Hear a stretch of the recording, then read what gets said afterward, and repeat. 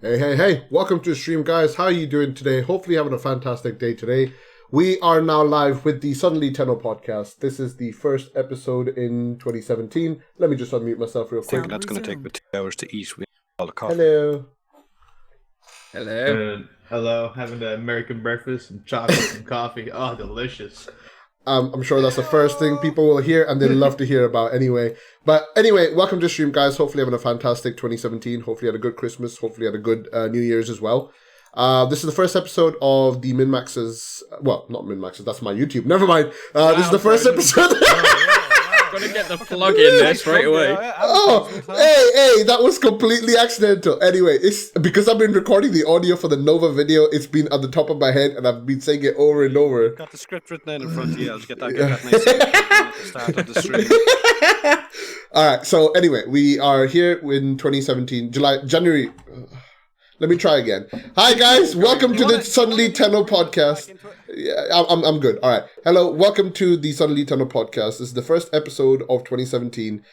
Joining me are Tactical Potato, Headshot, and Nesomeer.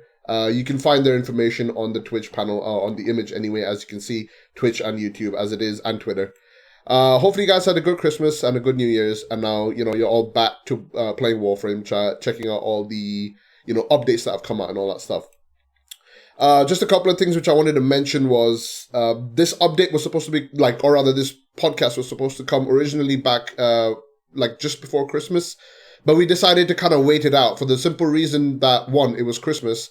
People are going to be busy with family, going to be busy with friends, ourselves included, and the idea was that because the War Within was going to be such a major update that was going to be coming out, it would be beneficial to kind of wait for everyone to be able to enjoy it, including console Tenno.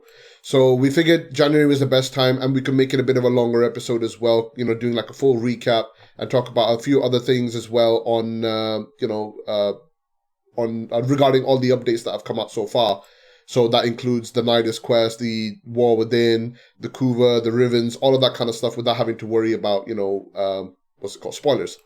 So we're just going to jump straight into it. We're going to start talking about, we've got a bunch of topics to talk about today, and this is going to be an extended podcast. So we're going to go through the list, and we're going to go talk about all that stuff in general, and we'll see how it goes. So the first topic is obviously going to be the War Within. The War Within is the major quest that was lined up to come out last year. And even though it was a bit of a wait, it came out and we all did the quest. We all enjoyed the quest. So before we actually even, go forward from there, let me ask y'all guys, what was your, impressions with the quest itself? John? Why'd you have to start on me first? On purpose. Yeah, I enjoyed the quest for what it was, I guess. Was the wait long? Was it worth it for that long of a wait, I guess? There was a lot of cinematics and I guess there was a lot of reveals in it, but yeah, I enjoyed it for what it was. I guess that's all I can really say. Yeah. Anyone else? Headshot? I enjoyed the quest. I think if it hadn't have been like 6 months or 8 months or whatever it was late, I think I'd have enjoyed it maybe more. Maybe you'd kind of go into it with a different expectation. But I did enjoy it. I like the balance of light side versus dark side kind of thing going on. I enjoyed it though. What about you, Mac? Gameplay wise, the fucking worm reminded me of Tomb Raider. What was it, Uncharted? I really enjoyed that. The whole I know a lot of people didn't like it, but the whole stealth bit with the archering, I like that too. But the story, I didn't get connected to it because I didn't give a fuck about Teshin. They didn't build him up at all. Right. Well, I think one of the biggest concerns for a lot of people, myself included, was the fact that obviously they said that, they wanted it. So back a year ago when Second Dream came out, they said on one of the dev streams that they ideally want to create 2 to 3 cinematic quests in a year. That's what they wanted. That's what they had projected, and that's what they were trying to aim for. Now, I understand completely the fact that, the dev cycle is not always the same as what they want to do. So sometimes, projects have to change, in order to accommodate a lot of stuff. Having said that, it took a year for one cinematic quest to come out. Now, we did get a few other updates as well. For example, we got the Lunaro, we got the Spectres of the Rail, we got the War Within, and everything in between as well. But obviously the biggest sell point for everyone, in myself included, was, the cinematic quest, because they started doing cinematic quests and we wanted to do this cinematic quest and get some more information about the lore and kind of take that story forward as well from there. But like John said, was it actually worth the wait? To an extent, yes, it was, because the story was kind of nice and it kind of progressed it as well. But 1 year is a lot of time, for a quest like this to come out. And Warframe is the type of game which is heavily content driven. So say, for example, myself, in a situation where I'm right now, I have been playing Warframe for 4 years now. And once I get a quest, I do the quest. When I do whatever farm comes out, once I'm done with it after a week, maybe 2 weeks, there isn't really much for me to do at that point, right? So obviously I can create myself my own stretch goals and kind of do all that kind of stuff, which I do on my stream anyway, but it's not the same for everyone else. So from that perspective, and one thing which I will point out is that with the War Within coming out, they made it so that there's a lot of changes and a lot of updates that came out that streamlined the process for new players playing Warframe. So if you look at everything that came out since Lunaro, all of the updates that came out basically made it easier for people who were starting off Warframe or who already playing Warframe but not made too much progression and not at the, super end game level as well. So the process from start to finish or to get to that end game stage, there's a lot of things to do, whether it's, doing sorties, whether it's doing the quests, whether it's unlocking the star chart, whether it's just playing, farming resources and all that kind of stuff. So from that perspective, a lot of changes did come in with that led up to the War Within, which were kind of nice. But at the same time, we have to take into consideration, what came and how long it took to actually get to that point as well. I think it was a case of them biting off a lot more than they could chew. They basically got really excited themselves. I think they've said it themselves, didn't the developers? Yes. That after the second dream, they got really excited and they were like, oh, we need to tell you what we're going to do next. So they told everyone what they planned, whereas in reality, the studio couldn't actually do that. They didn't have, I guess, the manpower or the development team itself to throw out that amount of cinematic quests, and because they hadn't done many like that before, they weren't up to the actual task. So it was a case of them overhyping themselves and then overhyping the whole player community. So it was bound to let everyone down in a way. That amount of hype was never gonna end well for the community. It didn't help. Sorry, you go. The main issue with all that, they had a lot of huge stuff for new players, but for people like us who've been playing it for 2, 3, 4 years, we didn't really get anything new. We got new frames. They had a decent story, but again, the mechanics behind it, it's nothing new. The index was pretty decent, but at the same time, they reused it right away, and we're already burnt out because we already did the pre-opener. It's just nothing really new content-wise. Nothing really new for us to do. It's just the same old thing. Well, I would argue from one perspective that Warframe is a grindy game, so it's going to have a lot of elements which are kind of reused as well. So that wasn't. I don't think that's as big as a concern as I would think it would be as compared to some of the other things. But I understand exactly where you're coming from, though. Like, the people who play Warframe have different kind of what's the word I'm looking? Shelf life for the game, right? So say, for example, someone will play this for a month and then they'll be like, all right, I'm done. I'm bored. Let's go play something else. Other people will play this game for, 4 years and they'll be like, okay, I'm still good. I'm still good to go. It's just, I'll change my priority and I'll play it a little bit less, but I'll still enjoy the game. So I guess that's a bit more subjective of a thing, I suppose. Sorry, Hedgehog, what were you saying? I'm going to say, I don't necessarily think it's too much of an issue with the lack of things that were for quote-unquote veterans to do. You've got to make sure that the path getting from starting to the end is as good for a new player as possible. And they knew that from when the second dream came in, they got a whole ton of new players, and that new player experience really needed working on. That was, Star Chart 2.0, all the things that came through with that. Yeah. I honestly, it was just a case of them just getting far too ambitious with what they were saying and then announcing it far too early. Yeah. It didn't really help also when they didn't have a concrete time when it was coming out. They got us as content creators to do videos hyping it up, only for it to get delayed again. And that did not help the community's mind. That didn't help the state of mind of some of the people who were already pissed off. Inbox.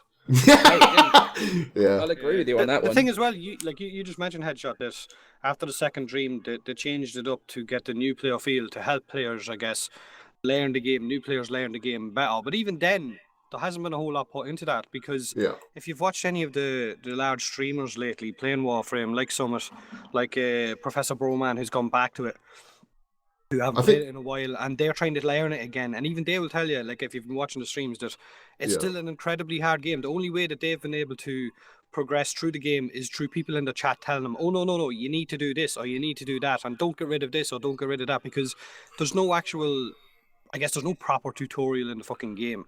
Or even if you watch Steve's stream when he was doing it himself, when he was doing the actual beginner tutorial, he kept stopping throughout the stream and going, oh, I need to fix that, oh, that shouldn't say that, or that should be done. So that should have been touched, because a lot of the new players, I guess, like Frozen said, have a shelf life, the new players. So they stop after a while. If they don't get the game, they're going to go, fuck this, I'm not playing this because I don't understand it. So it should be changed or fixed. Yeah, there's so many complicated things in Warframe.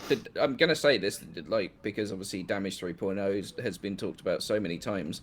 The damage system, I think, is still far too complicated. People don't understand the damage system because it's not explained anywhere. Because at the end of the day, the amount of times I've got on a comments on a video, I'm sure you probably get the same, John, of why do you put elementals on this thing? Its status chance sucks. Yeah, I get told to take Serration off and things like that. I had a guy argue with me about the melee weapons, saying I needed to take pressure point off and put elemental mods on. I was like, it's funny. I can't even respond to that. So it's funny you mentioned this, because I had this exact same thing happen to me on my stream, on Wednesday. Someone came into the stream and he was arguing about the fact that I wasn't using any elementals on a / build Atarax.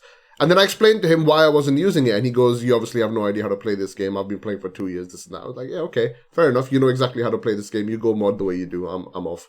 I'll just casually kill these people." But it basically comes back to the same idea that a lot of people don't grasp the idea of how elemental damage works, or a lot of things in Warframe, the way they work, because there's no guide, so to speak. Now, from the perspective of the game, there's a lot of things that has been done where they've kept the UI minimalistic, they've kept a lot of the feedback as well minimalistic, because they want that clean look in general, and they've hit that nail on the head pretty well. But the problem is, and this goes with not just Warframe, this goes with any game, if you do not give the most basic information to people, they will not be able to play the game and experience the game, and they will miss out on content, and they'll miss out on a lot of things. This was most apparent, and this is one thing which I want to talk about, because if you look at the second dream, I did the second dream on stream while, some of the DE staff were watching, and when when you got to the stage where you rescued your operator and your Warframe is carrying it, and these sentients are coming and attacking you, and you had no idea what to do except to walk. And then there's Steve and Scott and Sheldon shouting in chat, "You hold left click, hold left click." I'm like, well, why is it not telling me in the UI how to do this? It should be telling me. There should be tooltips telling me how to do this kind of stuff, because this is a new system. There needs to be tooltips in general. Even if you keep it very subtle, it'll be more than enough. You don't need to make it like a massive picture of a Doge on screen telling you press 5 or press left click or whatever. You don't need that. I mean, now, at least that is something they've improved on with the War Within, because you don't get that. That's exactly what I was going to say. So they've taken on a lot of feedback that came with the second dream, and when you did the War Within, in the War Within, you will notice that they have a lot of more tooltips. They explain how to do a lot of things. There are a lot more visual hints. There are more audio hints about what to do. You can pick up hints based on when you're having when you're listening to the conversation between Teshin and the operator. You can hear the kind of hints as well. And for example, even though they've made all these improvements, there are still problems. Like, for example, when you get your powers as your operator, it teaches you all 4 powers, it tells you how to use them, and it has a scenario to use all 4 of those abilities, even when you have to control the worm. But then there's the other problem, like, for example, this is funny because I was speaking to Headshot about it, and I said to Headshot, the fact that energy pool is so subtle, people don't realize what it is. And he's like, what energy pool? So for the people who don't realize, when you are in operator mode and when you're holding crouch, you're underneath your reticle, underneath the dot where you're aiming, you have this upside down kind of power bar. So that's your power. That's the amount of energy that you have to use your abilities as the operator. A lot of people didn't realize this, including myself, because it's so subtle.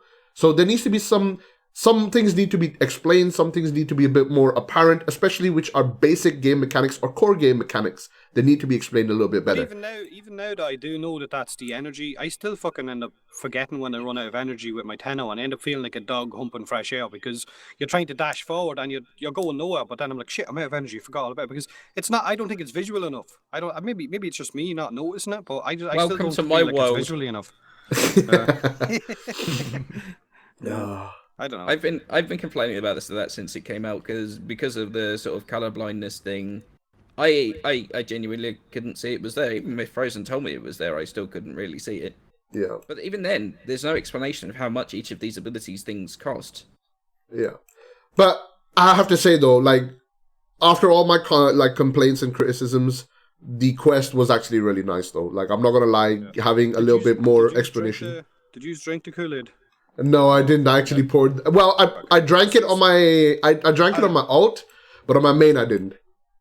I wanted to control it, and for some reason I gave it to Teshin. I was like, sure, I'll give it to you. I don't know why I did that. I wanted to control the damn screw thing. you. This thing might give me magic powers. I'm drinking it. Yeah, I mean, you already have magic powers. I was like, this is too much power for me. I just poured it out. Turn into Batman or something. I don't know. Like, it didn't tell me I would give it. I thought I would just like have it and like put it in my Lisette somewhere. That's what I thought it would do, but nah. So I By the mean, way, I want to say fuck that golden maul. why? I got eaten so many times. Yeah, like at the start, like they don't really tell you that those platforms they don't kill you while you're standing on it. So you're trying to figure that out. So you die a couple of times. Yeah. I guess there is the argument. I know a lot of people on my videos of the second dream that made the statement that they felt like the quest was just one big massive tutorial for your Tenno, and it just had the kind of cinematics in between. Some parts of it might have felt like that because you had to learn how to use your Tenno, but there was definitely some really good cutscenes and definitely some solid bit of a background as to who the queens were and all that sort of stuff. Yeah. And I tell you what, I did enjoy the stealth Arcwing. I actually I know not a lot of people like Arcwing, but I want that as a game mode. Yeah. I enjoyed it. To be honest, I like Arcwing as well. Like, okay, so before we branch off, let's just completely talk about this topic. Then I'll get back to the Arcwing bit as well. But the new quest implemented a new tile set, the Kuva Fortress. We all saw this Kuva Fortress multiple times on dev streams. And then we saw all the work that was put into the game. And then we saw, Steve posting screenshots of, excuse me, Steve posting screenshots on Twitter as well of the volumetric lighting and all that kind of stuff. And I have to say, with each tile set they do, with anything that involves the art team, every single time they've done, it's kind of like Mass Effect. Every single game has improved on the previous one. And the art style in Warframe and, just the visuals in general are absolutely stunning. I think Kuva Fortress is probably the best looking tile set we have in the that and the Moon tile set are probably the two best we have in the game. But at the same time, I find myself not playing the Kuva Fortress. I don't see any reason to jump onto it. I don't know why. Because I get lost. the rewards aren't there as well. That's why. Yeah. The rewards aren't there. That's the problem. We've got the new game mode, which is good, but there's no reason to do it over something else. Yeah, Mac, you I were like saying? the density on it, but the issue is, I don't understand why Kuva is suddenly all over the fucking star chart when it's not in the fortress made out of Kuva. That would have given us a reason to be in there. Yeah. That's one thing which Steve also pointed out on his stream. He was talking about how there is an incentive to go back to the Kuva Fortress after you do the second, the War Within. And he said he's going to actually look into ways of, creating incentive for going back. And that basically rings true and is basically an extension of what I've been saying about Warframe for some time. They implement all these systems. They do a lot of work, and they implement all these systems. And the systems, after you do them once, that's it. There's no incentive to return back to these systems. Look at Arcwing. It's kind of wasted to an extent, for example, because there's no reason to actually return back to it. Sorry, you were saying? Like at the end of the second Dream Quest, we got Focus School, and we were told that the Focus School was a work in progress. It was new. They were gonna. It was an early beta stage or whatever, and that it was something that they were gonna work on over the next year. But yet, it hasn't been touched. You know what I mean? And at the minute, I kind of feel like there's a lot of new stuff that they've added into the game that felt like it shouldn't have been. Like all those little mini games shouldn't have been added because no one fucking plays them. At the same time, now we've got Riven mods, which we're going to talk about later on, and it kind of feels like it could turn out to be the same as Focus. I don't want it to be forgotten about like it did with Archwing or with Kuru's or with Focus, you know. So This year needs to not be the year of new content. It needs to be the year of developing their current content. Like they have got a ton of content in the game. There is so much content in Warframe. They could develop that and then just make reasons to go like the Void. I mean, what's the point of the Void other than Argon now? So There really isn't a to get point one in shot it. by those shotgun guys. Oh, yeah, we that's get the to point. hear Vortalk. I love hearing Vortalk. His anus key. So there's a point which Connor just brought up in the stream chat. He says that it makes sense that Kuva missions don't spawn in the fortress. After all, the queens are collecting it, and that's the reason why they spawn all over the map. From what he just said, that actually does kind of make sense. It does make sense, but there needs to be some way. Like imagine another kind of game mode, an alternative version where you have to basically free the Kuva from siphons. So there are multiple siphons, and you have to break them open, and you have to free the Kuva and collect it for yourself.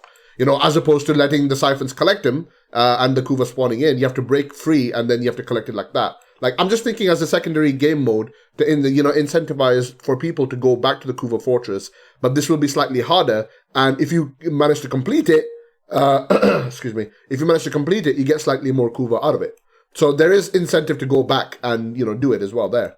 I want to point out something that basically the Monkey King just said in your chat. Kuva Vault. Yeah, So- he said like Spy Vault. Like if Yeah. they're collecting it, if they're gathering it or storing it in the Kuva Fortress, then why can't you extract it in some way? Yeah, Yeah. that's another thing. It's like stealth, spy missions. There are people who really love spy missions. I'm not one of them, but some people love spy missions in the game. Why don't we have a spy version for Kuva? That would be over there in the fortress. That'd be pretty good as well.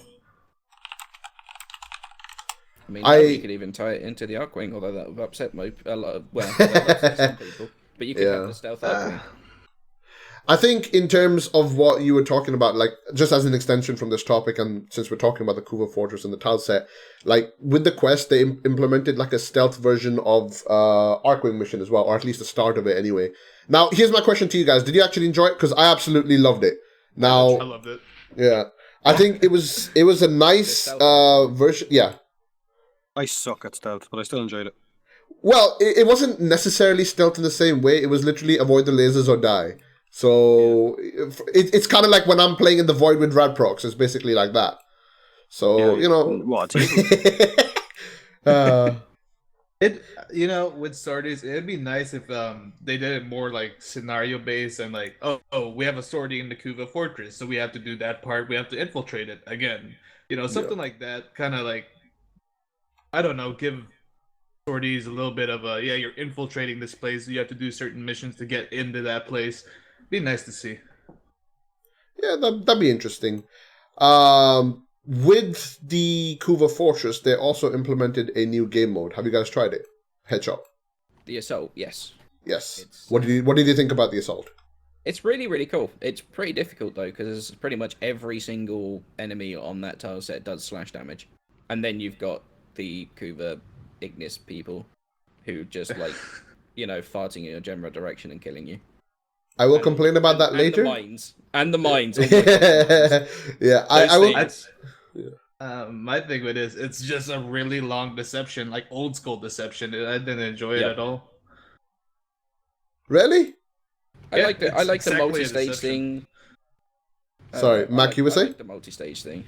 Sorry. Mac, what were you saying? Exactly like the old deceptions where you grab the thing, you plug it in, except there's more running around. I don't know. I didn't really enjoy it. Man, you really are channeling your YouTube like madcap picture today, aren't you? Grumpy cat, exactly. What about you, Headshot? When it comes to the assault mode, I liked it as well, but I did find myself getting lost a lot. But that's just my fucking lack of knowing where the fuck I'm supposed to be. But I definitely like it. Yeah. And of course, the new quest also introduced new weapons: the Zar, the Twin Roga, the Kesheg. Oh yeah, and the Broken Scepter as well, since everyone's already forgotten about that weapon. It's so good. It's another to be war, honest, man. I don't know. It's actually a fairly solid weapon. It's just the passive is really forgettable. Yeah. I think the reason why a lot of people didn't like the Broken Scepter's passive is because it holds you in place. It doesn't allow you to move. It's like when you're reviving capture targets and you're basically stuck, and then there's a butcher that walks up to your face and is cutting you up like Jack the Ripper while you're just standing there. Yeah. Hi, I'm gonna steal this health orb from this enemy while this butcher is caving the back of my head in. Yeah. So, Good thing I need that health. Gonna need it definitely. because I found the Keshek more forgettable, to be honest, because it was just a I bog love standard melee weapon. It was a bog standard melee weapon. It's good, but there's nothing special about it. If None of the I think weapons the are really issue- that special, though, are they? I think the issue with the Keshik So? was you need aiming strikes. Without aiming strikes, it's useless. I wouldn't say it's useless. It's still a fairly powerful weapon. It's just that we've become so used to Maiming Strike that at this point, a lot of people end up who have Maiming Strike say Maiming Strike or get the fuck out. It's kind of that thing. Like a lot of people have been saying to me that Atrax is shit without Maiming Strike. Don't use it. Atrax is still a decent weapon, even without Maiming Strike. And there are a few other weapons, like for example, the Secure Elector. You can actually use it without Maiming Strike and do kills, and it still performs very, very well. And there are other weapons as well. Galatine. I mean, the Galatine still worked really well without Maiming Strike. Even the Skoliak worked without Maiming Strike. All these weapons still do work. It's just we've been kind of spoiled with Maiming Strike. Well, the thing with aiming strikes is it's more of like when you think polearm, you think sliding weapon. So it's like I don't even think about it with the Galatine and all that stuff. I think about the polearms, which is my general weapon. So yeah. So one thing you guys must have obviously noticed with the War Within, and subsequently even with like the Syndicate melee weapons and a few other weapons, they've started introducing more like either weapon passives or more like advanced mechanics to those weapons as well. You can notice that with the Tsar, the Cross Assist, and the Syndicate melees and all that kind of stuff. So actually, what is your topics? What's your thoughts about that one actually? Like, say for example with the Tsar, for example. What did you think, Mac? good. That's all I gotta say. Like I like the fact that we have more stuff with our weapons. I mean, this is something we were kind of hopeful for with Damage 3.0 is more different things to mod our weapons with to make them different. At the same time, not having to really worry about the damage and all that. I mean, Rivens was a way to do that, but it's not a way like the weapons do right now, like detonation with stuff, healing on headshots, stuff like that. That's not. I mean, that's stuff they can put on mods, but it's nice to not have to mod for that, considering our limited mod space. Headshot. It's nice that we've got like a variation in weapons, like because let's be honest, how long have we had basically like melee weapons that all just feel the same because they don't really feel they're sort of reskins of each other effectively. Yeah. So have these passives change the way you play the game as well. Like, I've fallen in love with the H3do, those the fist weapons that heal That you. heal you, yeah. I love those things, because it means you don't have to waste a slot on Life Strike or the other one, healing overload or something like that. I can't The remember really what it's shitty one. Yeah. Can't remember what it's called, but it's nice to be able to have things that can suit certain styles of play, and it's actually pretty nice. Yeah, it's definitely nice to have all of these little passives. All right, so that was a good talk about that. Let's move on to the next topic. So the next topic is basically about Kuva and Rivens. So obviously, with the War Within, as it came out, we basically got the Kuva as a new game mechanic that was added with the Riven mods in general. For the people who don't know what Rivens are, basically they're mods which you can reroll the stats for to get different bonuses, which you can then use on weapons. And the idea is to make shit weapons better, or just basically make them viable in the game when you're running them for, say, for example, if you want to do sorties, if you want to do raids, and you can actually perform well using those weapons. Case in point, my Daikyu went from doing nothing to level 30 enemies to one-shotting level 80 enemies. So, there are different Rivens, and the purpose for which they were made is amazing. And it's also led to the result that, for the people who've been asking that Warframe doesn't have content, Warframe doesn't have endgame, you can consider that Warframe, since it is a farming game, this is one major form of endgame for us as players in general. But at the same time, there's the issue that because it is heavily tied to RNG, there is no real or true form of min-maxing left anymore for those weapons. You can't really say, oh, if I want to min-max this, I want to do the most damage out of it. I can't go with, that specific loadout. It becomes heavily dependent on the sort of Riven you end up getting. Some people will have high crit, some will have high status, some will have high damage, some will have, mods which will basically be utility mods and all that kind of stuff when you combine them. Of course, people will roll for it because people who understand how the damage system works will try to go with status and crit or, damage or multi-shot and, play to a weapon's, best stats. But, even then, it allows terrible weapons to actually become good. Of course, the side effect of this was that weapons which are amazing, like say, for example, the Tonkor, the Simulor, the Tigris Prime, all these weapons which are very, very powerful weapons have become even more OP. But that doesn't really change the status quo of those particular weapons in general. OP weapons are just more OP now, that's all. But it's done a massive boost for other weapons, and it's allowed people to revisit other weapons and start enjoying those weapons and use them as they would like to do so. So, personally, I love them, but before I talk about it any further, Mac, tell me what's your thoughts about the Kuva and Rivens? Kuva, Rivens, the whole re-rolling to get what the stats you need. It's a way to prolong the life of the game, that's for sure. But I think Rivens is terrible. I hate the system. This is what Damage 3.0 should have been. We should have quality of life mods, ways to make our weapons like the more... we have variants that are stronger than the regular version, and that's fine that we eclipse certain weapons, but the weapons that we are using now, like I'm a big fan of the Stradivar. It's shit, but I love it because I like how it sounds. I just like the weapon. But with this mods, yeah, I can take it in, but at the same time, it's not as strong as my Tigris Prime, and I still struggle with the last sortie with it. And this is something that should have been included with Damage 3.0 if it ever comes out. And it's just, I think it's them saying fuck Damage 3.0 at this point because we haven't heard anything about it. And I guess we just need to rely on the system. And I'm not a big fan of it. Headshot? I mean, honestly, and this is something I've been saying since the start, the fact that the stronger weapons get stronger actually isn't as big of a deal as people seem to make out it is. Because at the end of the day, it was already dealing with the highest level content anyway. All it's going to do is deal with the highest level content already. Like, it actually hasn't made that much of a difference. However, the fact that I can now take my Karak Wraith, which is a weapon I love, into the final stage of a sortie is absolutely fantastic. I honestly, I don't see the problem with that. My problem is I get frustrated with the RNG. I get frustrated with spending, especially when you got 3,500 Kuva every single reroll. That's what, if you've got boosters, that's what, 3 missions or 2 flood missions. To get crap every single time. And it just becomes frustrating after a while, and actually it doesn't make you want to keep going and keep rolling. You end up just getting frustrated with it. And then obviously there's the ridiculously poor Riven drop rate from sorties right now.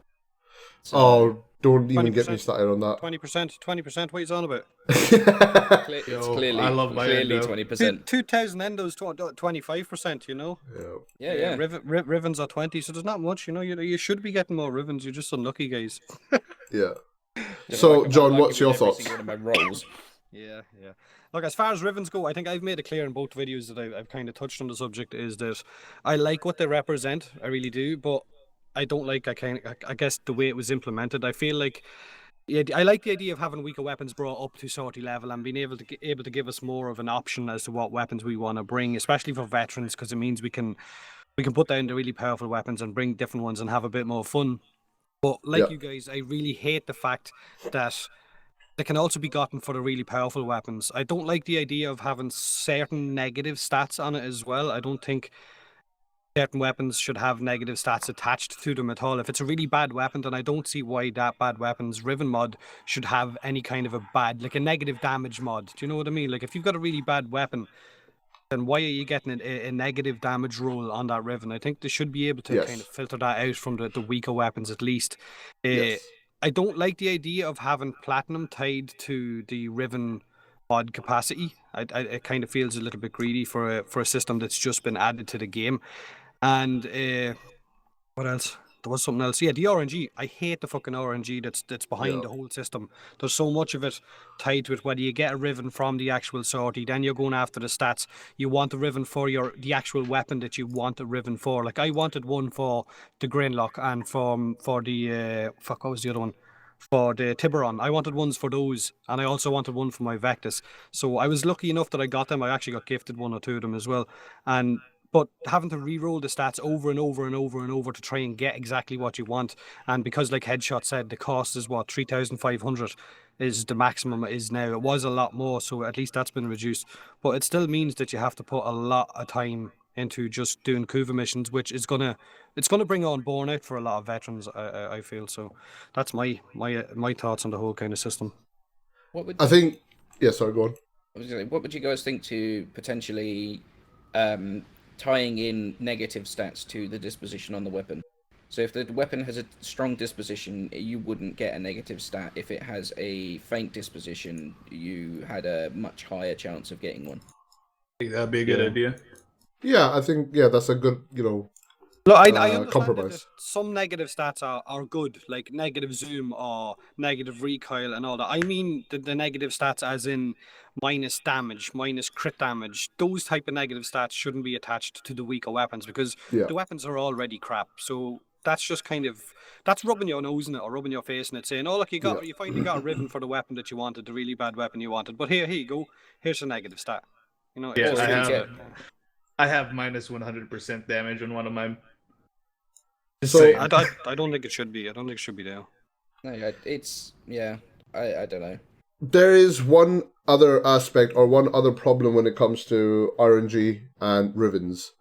People have to be either extremely lucky to get a riven from sorties, or they have to be very rich. Those are the current meta for getting rivens is you're either very lucky or you're very rich. Because for the people who've seen the marketplace, who've seen the trading, they will know exactly where I'm coming from. People trying to sell Tonko rivens for 5,000, 6,000. I made a lot of platinum when I sold a perfect Godroll Lanka riven, which I showed on my Discord a while back. I made a lot of platinum off it because, one, supply and demand, and secondly, people want that kind of stuff in general. But the point being, because now there's so much RNG, a lot of people will be like, fuck it, I'm not going to farm for this, so I'm just going to go buy it. And then the other people are going to be greedy. They're like, oh, he wants it. He'll pay a lot of platinum for it, so let's overcharge people and do that kind of stuff.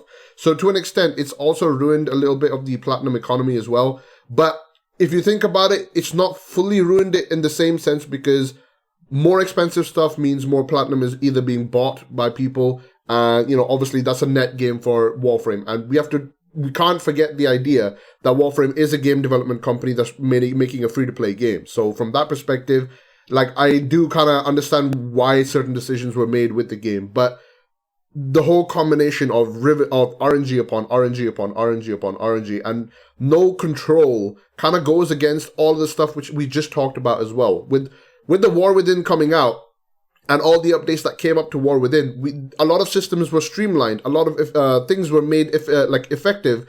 A lot of farming techniques were made more streamlined and more linear as opposed to just RNG. Look at Fisher farming. Yes, there is RNG tied to it, but there is still. It's much easier to get the stuff which you want to do now as compared to, when the previous system was. Before, you had to be extremely lucky or whatever. But now there is still some sort of control in the sort of rewards that you can get out of it. So from that perspective, the fact that we have absolutely no control over controlling what kind of stats we want to keep for a weapon is kind of shit.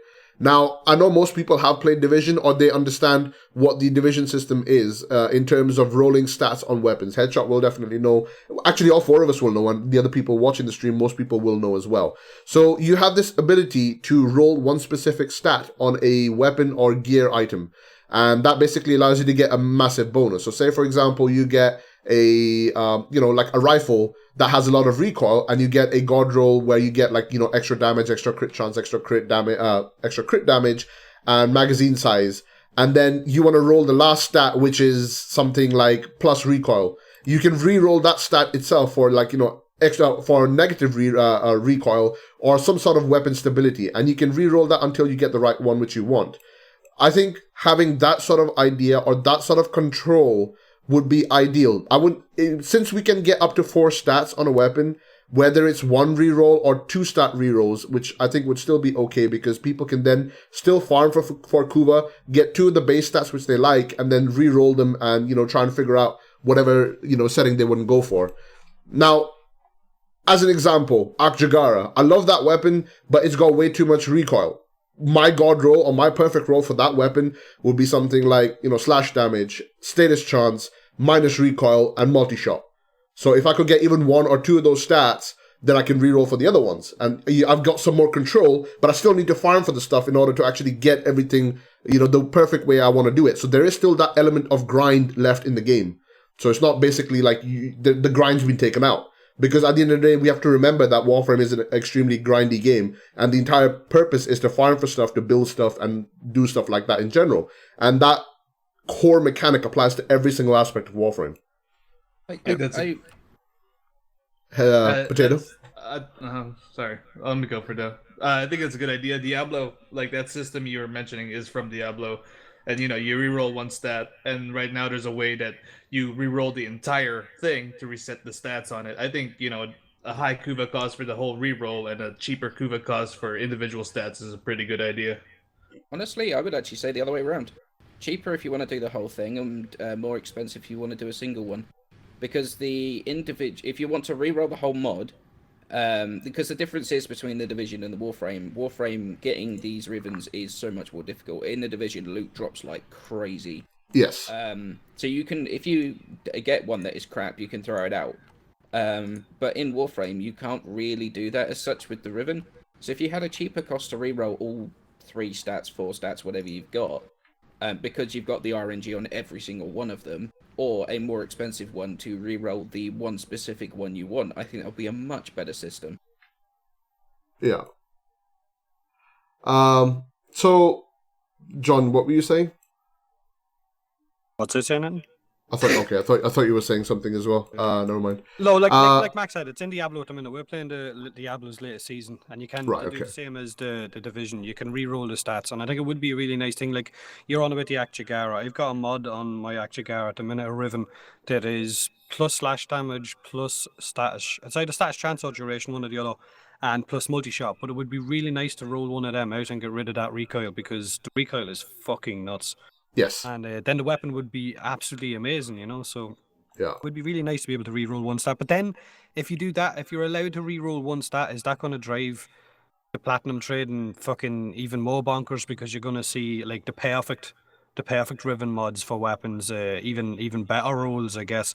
At the same time, I guess if someone's spending 5,000 platinum on a Tonko Riven in the state that the Tonko Rivens are at now, where you're only getting 60% damage or 50% crit and all that, which isn't really that great. It's not like it was before, where you were getting 100% crit chance, Tonko Riven mods and all that.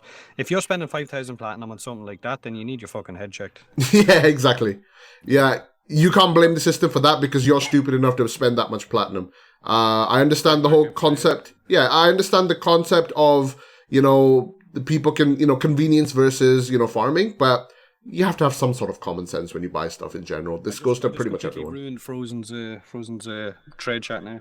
Dude, I don't even need to sell anything. I've already sold it. Even though I've complained about it, I've still made enough platinum through Rivens, and I don't need platinum anymore. It's me sat with no Rivens whatsoever. Oh no, I lie. I got the Aclato the other day. Oh, so you mean you have no Rivens then? Exactly, that's going to totally make the Aclato sortie worthy. I got offered one for a Bronco that has the Ak Bronco that has plus 300 and something % damage, plus 300 and something % multi-shot, and something to do with crit or status as well. That is silly. But you still said it's still shit. Yeah. Fall-off damage. Yeah.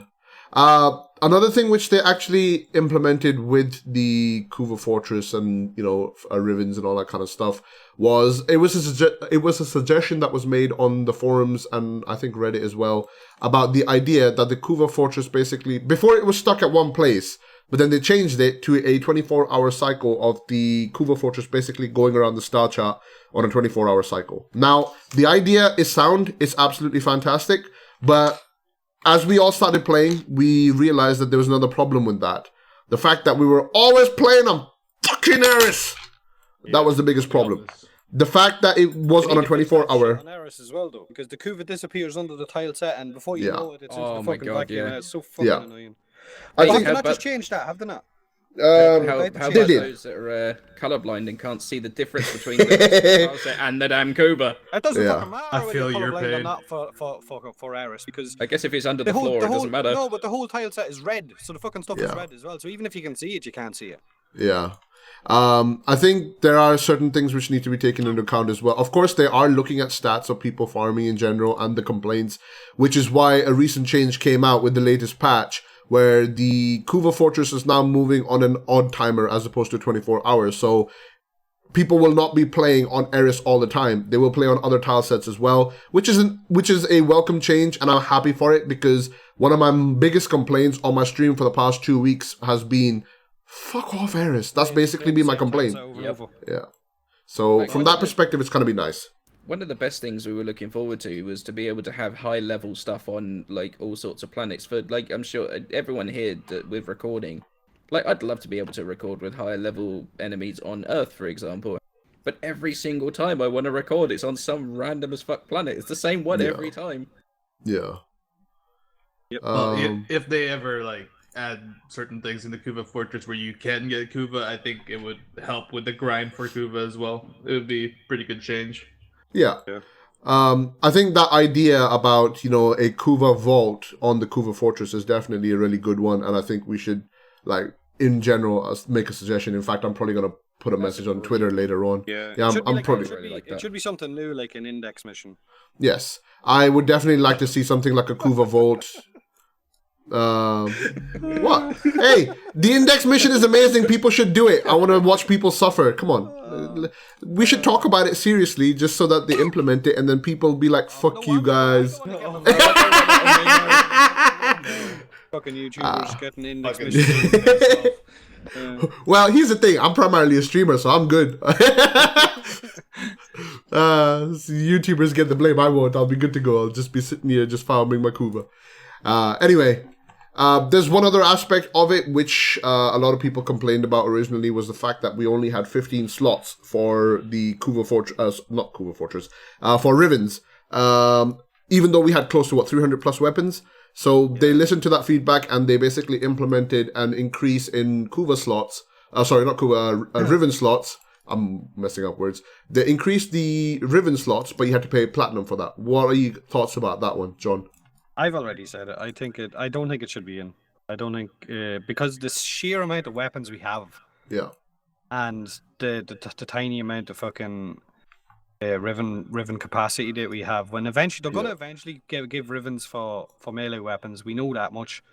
Eventually, I think it was a data mined, although which means that doesn't mean a damn thing. That there might be some kind of ones for Warframes, but I think Drew has said that's bullshit. That's not going to happen. Yeah. But if that's the capacity we have for what 300, nearly 400 weapons, Yeah. then that's terrible. That's Yeah. basically saying, here, look, if tough shit, get the few little Rivens that you want for your favorite weapons and forget about everything else. Or if you want everything else, then you're gonna have to trade, or you're gonna have to get some platinum, go to the store, buy some platinum, and it feels like it's forcing people to spend real money or to get platinum in some way to get those Riven capacity, which I don't think for a new system that's just in the game, I don't think it should be there. The price on it is definitely too expensive, considering what you 90 get. Like, is it? It's 90, is it? It's 60 platinum for 3 slots. yeah, so you get when you get like 3 weapon slots, or was it 3 weapon slots for like 20 plat, or was it 12 plat, something like that? Like it should be that cheap. It shouldn't be. I mean, I understand that the only way plat is actually going to go away is if it goes into the market, the in-game market. Yeah. But at the same time, the price is just too expensive for what it is. Right. The problem is here that it comes down to database issues, and this is actually something that I know of because of the division as well. Yeah. The division had problems with stash sizes because when you have items in the game and every single item has completely different stats, as you can imagine, 300 plus weapons, each with Rivens. How many Rivens have you seen with exactly the same stats? Every single one of those is causing a huge amount of database issues on their end. More than they actually expected. So part of the reason it's got platinum tied to it is actually so they can, keep these database running. And if that's the case, then why implement Rivens at all? Wow, because it caused more problems than they were expecting, from what I understand. It caused more problems than they were actually expecting. But like I understand it should be more, like it should be double for sure. It should be 30. But I can understand it from their point of view because it does cause a huge amount of database problems. I think that was also the same reasoning for why we don't actually have more config slots either for Warframes. Like, we have more loadouts, but honestly, I barely use the fucking loadouts. Yeah, exactly. I don't use them. I just go straight and change Warframe, then change weapon. I don't use the loadouts anymore. I do have them. Like, I've got, like, for raids, for focus, for Kuva farming and all that. But even then, sometimes I forget to use them just because I'm so used to going out and switching equipment as opposed to, using the loadouts. So I personally would have preferred more, config slots as opposed to, Warframe loadouts and being able to at least rename your config slots at least. That's one of those things which I would have liked. But, it is what it is, I suppose. It's just the fact that the player base was already really fucking pissed. I'm quite annoyed about the whole year-long wait for new content, and then they do add new content, and then they stick a platinum price onto some of it. Yeah, like it's understandable. Kind of pissing more people off. It's understandable people would be pissed off, but then there's a lot of problem. Like, people don't necessarily understand the whole database issue. Yeah, like it should be definitely. Like, I'm fairly sure Rebecca even put a post out. It may have been Rebecca. It may have been. Not everyone reads the forums, though. Not everyone reads the forums. No. Like they said that they come out recently on one of the dev streams or something that said that it's something that like 15% or less than that have even registered themselves in the forums. Have even registered themselves in the forums. So the whole player base, less than 10-15% of people have even registered or even looked on the forums. So yep. I think they should have like a community feed on the main website. Just like, when someone tweets about this stuff, addressing certain things, it just shows up there. Blizzard has something like this, and it keeps the community calmer. I mean, it doesn't, nullify the problem, but it keeps them calmer generally. So how is that system actually implemented? Can you elaborate, please? When basically in the forums, when some, they can filter it for when a blue tweets, so moderator or developer, or okay. Yeah. It just show, you can have like a little page on the front side. There's like a sidebar and look at it. There's normally a sidebar on some websites that'll say recent blue posts, and it'll be all on the side. Yeah, exactly like that. And considering, a lot of people, they do check the Lisette, little news thing on the Lisette. You can just put it there, quick link to the news feed. So like Flynn just said, even put it in the game, put it on the browser when you're loading in, or put it in your actual Lisette on the side where the news will show up. I think that would be a nice way to implement it as well. I don't know about in-game itself in the Lisette itself. I don't know because that one tab that we have for events and dev streams and all that kind of stuff, that's already fairly full. There, but you could have it saying and the launcher, recent blue posts, and you can just click on that. Seconds, Yeah, that would be interesting as well. So let's still theoretically have it in the Lisette, like to the left-hand side of the. Get orders to an end. There's a terminal there that's not used. You can put it where the shitty radio is. Yeah. Yeah, that's actually a good point. Make the radio station into that thing, like a notifier that, new incoming transmission or something like that. So you can fit it into the lore as well, except just tie it to, outside of the game. That would be a nice implementation as well. All right, so that's the topic about Kuva, Rivens, and the Kuva Fortress and the quest. Let's move on to that. Let's move on to the next topic, which is another big one: sorties. Sorties. Sorties have been changed for quite some time. A lot of changes have been coming into them. But with each change, there's just been things which I will complain about or someone else will complain about because there are things which, that could have been implemented better. And with each day passing and every update that's been coming to sorties, it's becoming more and more apparent that sorties definitely do need a token system. Before I elaborate on that, let me just talk about the sorties in general. They used to have Wraith weapons and Vandal weapon parts in it. They had Nasia in them. That was removed, and those were moved to either clan or invasion nodes. Then, of course, other rewards were implemented. Then their weights, which the weighting for those mods were changed as well, so that some of the rewards had better drop chances, others didn't. Even now, at the stage that we're at, we have fairly high drop chances of endo lenses and rivens. But at the same time, even though from the data mine that we've seen and the information that's been given out that we've seen, even though it says there's a high chance, it seems like it doesn't, because more often than not, I'm getting either 2K endo or lenses. Now, from the perspective of an endgame player, from a person who has pretty much everything, I have a focus farming build set up for all 5 schools. I have pretty much everything set up. Lenses are a waste to me, so I shouldn't be getting lenses. I'm pretty sure this is the same case for pretty much anyone who plays the game enough to the point where they have their focus farming setups, or if they even bother doing focus farming. There are a lot of people who just don't bother. Once they get their passes for Zenurik, once they get their passes for Naramon, they're like, whatever, I don't need to do anymore because the rest of the schools are shit and I already have everything I need from Focus. Because again, that's another system that's been implemented and left behind. So, when you think about all of that kind of stuff, there's a lot of rewards. Don't knock on Nairu tree. Well, only hipsters use Unairu. I'm a hipster then. Does that mean I'm cool? No. No. No. but yeah, with the rewards pool, you get one thing and nothing else. Like, why? Why don't we get endo no matter what? Because we all need endo, and then we get another prize. It can be the booster, it can be the focus lens, it can be the excellence adapter, it can be Forma, the Arcan, and all that stuff. And we get a third tier, which is the really rare shit, and we have to gamble through that stuff. You can bring back the old weapons, have more in there.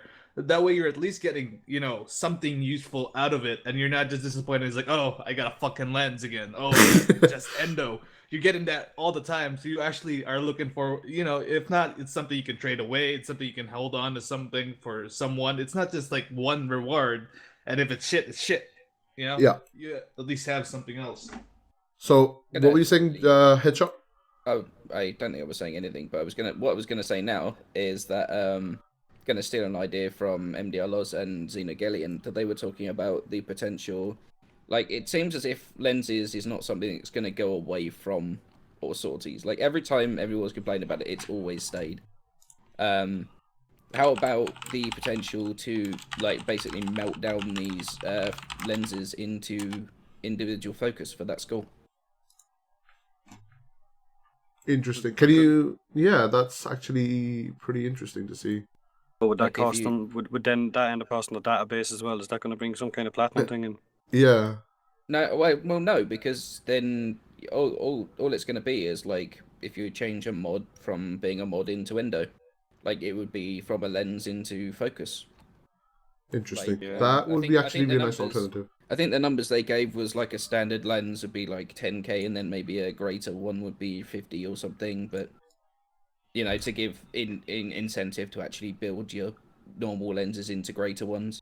Like, it doesn't seem as if the lenses are going to be going away, but I don't know if that would be something people would be interested in, maybe? Yeah.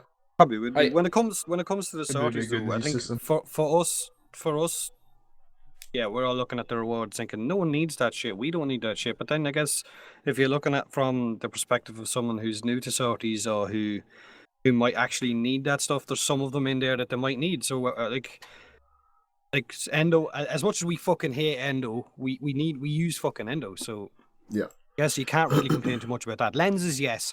If you're playing the game for a while, then you don't need fucking lenses. But if you're new to the sortie system, then you might actually be happy to get a lens. So that's probably why they're going to leave all of those in. But there is definitely some rewards in there that they could just upchuck fuck out of there altogether and put something decent in to actually give players players like us, who would actually have some sense of a reward for an actual item in there that you think, oh god, I actually got that. That's really nice. Like if it is the Rivens, if they don't want the Riven market to be flooded in, that's why they're keeping it the drop rate low. They don't want too many people getting loads of Rivens, which I guess I can see if they're having database issues. But there's definitely some rewards in there that they could just get out of there altogether. Like, I don't know. Like, which if you guys got a lens, which would you prefer, the smaller or a normal one or a greater one? A greater one. So get the smaller ones out of there. Why are they in there? you know? Well, Yeah. it's like I was saying. The reason why I suggested the thing about multiple rewards is because people actually do need this stuff. I mean, we don't. We can fucking toss them as soon as we get them.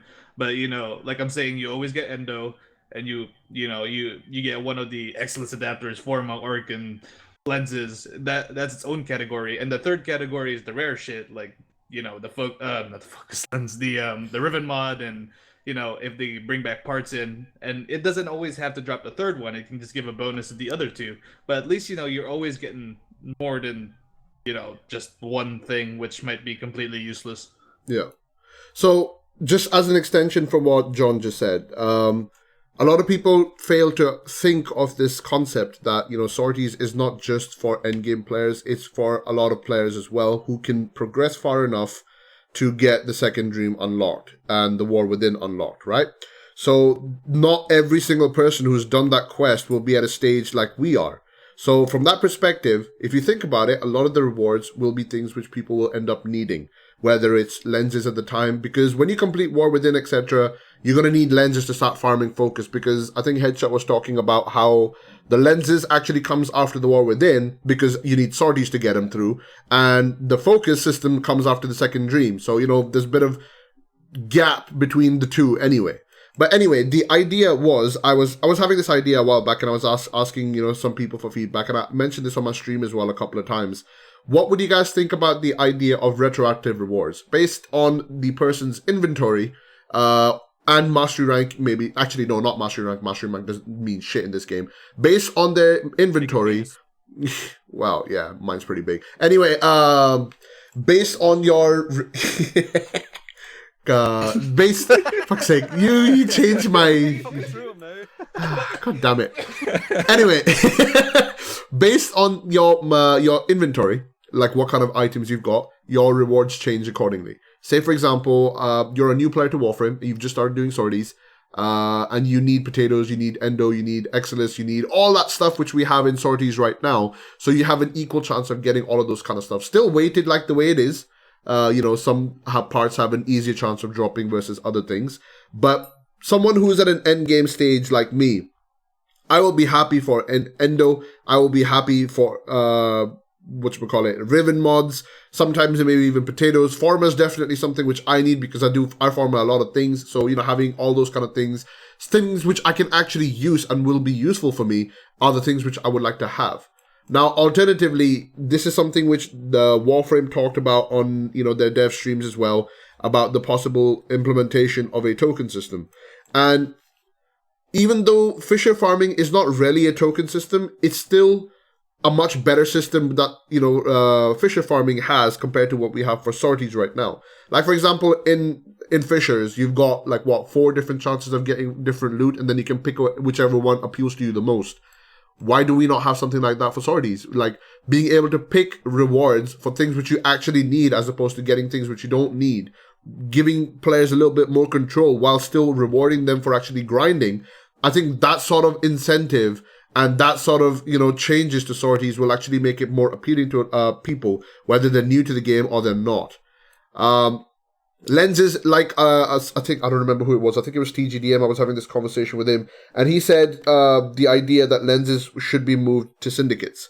Now, personally, I'd be completely fine with that. Or alternatively, like Headshot said, that idea of being able to convert your lenses into focus, that's also a viable alternative because a lot of people don't do focus farming. So this is a way for those people to get their focus done as well at the same time. Which, if we watch the dev streams and if there's anything to go by, they're going to be implementing the new sentient weapon thing with a new skill through focus by the looks of it. So having that sort of implementation would be beneficial, because it ties in all these different systems together and actually, brings back some of the older systems and makes them relevant again as well at the same time. So what are your thoughts about that idea which I just had? Headshot. Or I kind of just wish they would do a token system at this point, honestly. It seems like you said, if they're having database issues with the Rivens, they're not trying to control the flow of Rivens. They're not wanting too many to get out there, because the more that gets out, the more it's kind of going to cost them to keep the servers up or whatever for the actual Rivens. So if there's a token system, then there's going to be a lot more Rivens out there, isn't there? It doesn't Yeah, have to be potentially. ribbons. It could just be cosmetics. Like people love cosmetics. Why not just give That's one of the main money makers. They're not gonna. Yeah, but Yeah. it's not like it's extremely difficult to add just a few here and there, just purely for sorties. Like they can Give a it free doesn't Nova Deluxe skin for everyone.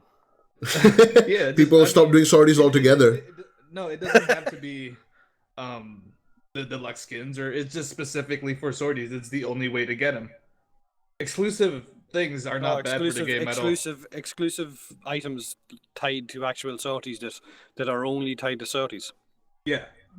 Yeah. I mean, That we you already can have only- a system you like can that. only- that you can only get with tokens. I mean, I know we have, things that are only from the sorties, but cosmetically we do not. Yeah. And that's a big factor of the game. People An- love to dress up in this game. An endo-shaped helmet. Yes, for Mag. We had the Becker fucking wear. Why don't we have some endo wear, man? I mean, like what Max said, I like that idea because we already have something like that already when it comes to Conclave. All the PvP skins, you can only earn them by doing PvP itself, whether it's in Lunaro, whether it's, doing actual Conclave, etc. So something like that would not be a bad thing because it basically incentivizes people to do the sorties. One thing which I will point out time and time again, Warframe is a game which a lot of people play with a carrot on a stick mentality. If there's no incentive to farm for something, they will not farm it. That's just how Warframe is. Case in point, if you look at history of Warframe, Zinni, E-Gate, Viver, all of these places were the most efficient ways, although broken ways of farming for resources, they were the most efficient ways. So people flocked to those and nothing else. Because they've changed a lot of things, they've changed the way maps work, they changed the way, they've added the power of choice for people to do, and they made it so that people can play any node and still come up with the same sort of result in terms of resources and all that kind of stuff. Now people have more incentive to do other stuff. And I think that's another thing which needs to be looked at and made so that, there's more incentive to do that kind of stuff as well. So with sorties, make it, whether it's, some other kind of boosters or, like the cosmetics, which you said, which are tied to sorties, that would be definitely a good way of doing it as well. But the thing is, with with a token system, they can still control the flow of ribbons coming into the game by pricing that sort of thing. Yeah. Then basically the newer players could buy a lens if they need it, or we could buy endo if we wanted it, just by playing the sorties. Yeah. Playing this random fucking RNG dance to try and get something is not fun. It's not rewarding because you end up coming away from it thinking, well, that was a waste of time. And that's basically, because the thing is, when you include stuff that is able to be bought for platinum, you've effectively priced it for what it's worth. A greater lens in Warframe is 40 platinum. So a single lens is worth 10 plat. So now you've done an hour's possible sortie with, God knows what, 400 nullifiers stood on top of each other for a single lens worth 10 plat. Yay. Yeah, but nullifiers are easy to kill. The endo needs to be doubled, honestly. If we're going to get endo, it should be 4K and 8K. Yeah, I kind of agree with that too. But okay, here's the thing though. I've got a question about that. You know how sorties are? They're random. They're truly random. Sometimes we get very easy missions. Sometimes we get long, grindy as fuck missions. So in a situation like that, do you think getting 4K or 8K endo would be fair if a mission only takes like 15 minutes to do? I mean, for a mission that takes long to do, yes, fair enough. There should be, scaling rewards based on that. And scaling rewards is something which we've not seen in Warframe for a long time. At all, actually. Even if you do endurance runs, etc., you don't actually have scaling rewards. Never mind. So, what do you think about, rewards in a situation like that if they were scaling? If a sortie was to take, say, a minimum of 15 or maximum of 15 minutes, then you get like 2K endo or 4K endo. But if it takes like nearly an hour to do, because, it's the most bollocks of an thingy, your rewards change accordingly as well. Yeah, So, it would work better, wouldn't it? Well, it might not work better, but it might actually make people do it. Like, if you jump on and you see the three sorties are defense, survival, and interception, how many of you go, yeah, I'm going to do that? Or how many people go, fuck that, I'll do sorties tomorrow instead, because of the sheer time you have to put in to do those three missions. Yeah. Like, if the rewards scaled and you got a lot more rewards for the longer it takes you to do the sorties, depending on the mission length, then it would be a lot better. Or like CJ Bale said in the chat, put some Kuva in the rewards instead of Endo. The problem is, Like it I doesn't said, make sense. I'm not that a- doesn't make sense though. What It doesn't does make to me. sense? I need fucking Kuva. Having Kuva in the rewards doesn't really Yeah. make Yeah, how I sense. get it. Yeah, I'm not a big fan of the idea. Mostly because, you know, the longer it is, that's actually more time people are playing the game, which isn't necessarily a bad thing considering the lack of content for certain things. It's not like you can straight up farm the sorties, you can only do it once a day, which is why I'm saying the multiple rewards thing is probably a better idea. Like a resource, you can add Kuva in there, you know, either one of those, and, you know, the consumables and chance of the rare thing. Like it is a what you call it? Fuck, mine gone. I'm sorry. Bollocks. Yeah, sorry. That was my bad. That was my completely bad. blank now because of that. To be honest though, by the time you get to actually being a gap between the second dream and the War Within, like you're not really like. There's no way of getting lenses, as far as I know, between the second dream and you the have to sorties, look at it. because that doesn't make sense. Yeah, if you're a player, not like us, like we spend a lot of time playing the game, and so do probably a lot of guys in the chat where they spend a couple of hours every day or whatever. But if you're someone that's in college for hours every day, or you're at work or whatever, or you're minding your brothers or sisters or whatever, and you don't have time to jump on every day for hours on end, then a lot of the stuff in the sorties are probably going to stuff that you need, like I said earlier. So I guess finding the level ground between players who spend a lot of time in the game and players that don't is probably what they're trying to do, and that's probably why sortie rewards are the way they are. But yeah, All right, okay. rewards would be really nice. So we've talked about sorties. We need to move on since there's a few other topics we need to get on with as well. Sorties has been covered pretty well, so we know everyone knows what our thoughts are regarding sorties in general. So the next topic to talk about is the Ash rework. The Ash rework came out, and Bladestorm was given some changes here and there. Before I talk about my own self, what are your thoughts about it, Headshot? It doesn't bother me as much as it does some. In all honesty, I feel that Because you're not a main. I guess so. You know, I obviously don't know what I'm talking about because I don't play him more enough. But as well. I honestly don't mind it. I like the fact that you can pick out certain targets if you want to. There's no more, 400 blade storms going on at once, or none of them killing anything because you've got, an ancient healer in the mix that's just basically absorbing every single bit of your damage. But Definitely slower. I mean, it's slower. It's not as efficient as before, but that's not necessarily a bad thing. Yeah. Overall, I just don't think it changed what they wanted it to do. Yeah. Overall, Mac, you were saying? It wasn't really a bad thing. Like I'm not against the nerf, in the efficiency department. The issue is the cinematics still go on. There's no way to cancel it. It's a touch-up. It's not a rework. That's just what it is. They barely touched it. On the topic of the cinematic thing itself, when the Bladestorm changes came out, one of the posts which I saw on the forums, I don't know who posted it, was it Rebecca, Megan, or someone? Anyway, the post basically said something along the lines of, a lot of people had this complaint that you would press 4 and then you'd be waiting for the cinematic to finish, and then you'd do it again, and then you'd be waiting, and it was basically semi-AFK playing and not actually playing the game itself. So what they've done is they've made these changes where it promotes the idea of building for different things, or building, Ash in a different way. So from that perspective, it's a good thing. But from the other perspective, you've got this idea where you've gone from pressing your 4 and waiting for the animation to finish to pressing your 4, marking enemies, pressing 4 again, and waiting for the animations to finish anyway. So it didn't actually change that aspect or the AFK or the waiting around aspect of Bladestorm itself. The only thing it did is promote, build diversity. So from one hand, it fixed one of those things, but on the other hand, it didn't actually fix the other big problem that Ash had to begin with.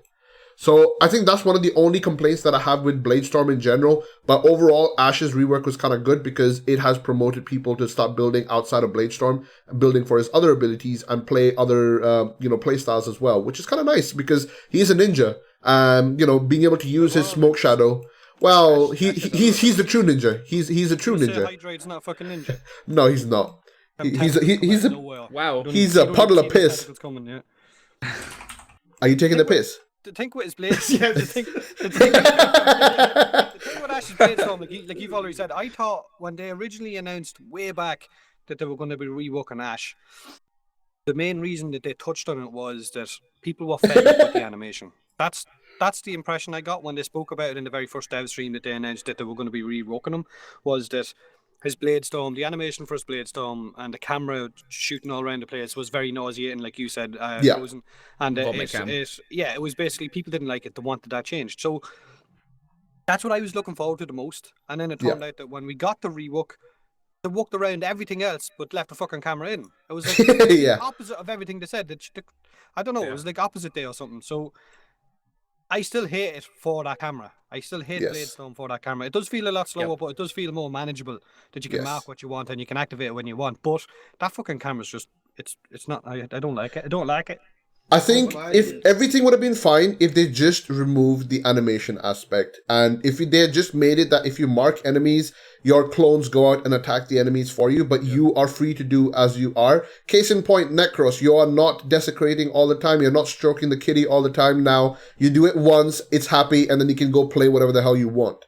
You're not doing the same thing with Necros. Now, being able to actually do the same thing with Ash, where you mark enemies, your clones go do the damage while you're actually running around using your other abilities and actually playing the game, I think that would have been a step in the right direction for Ash as well. Just, giving the active play aspect a bit more of a chance.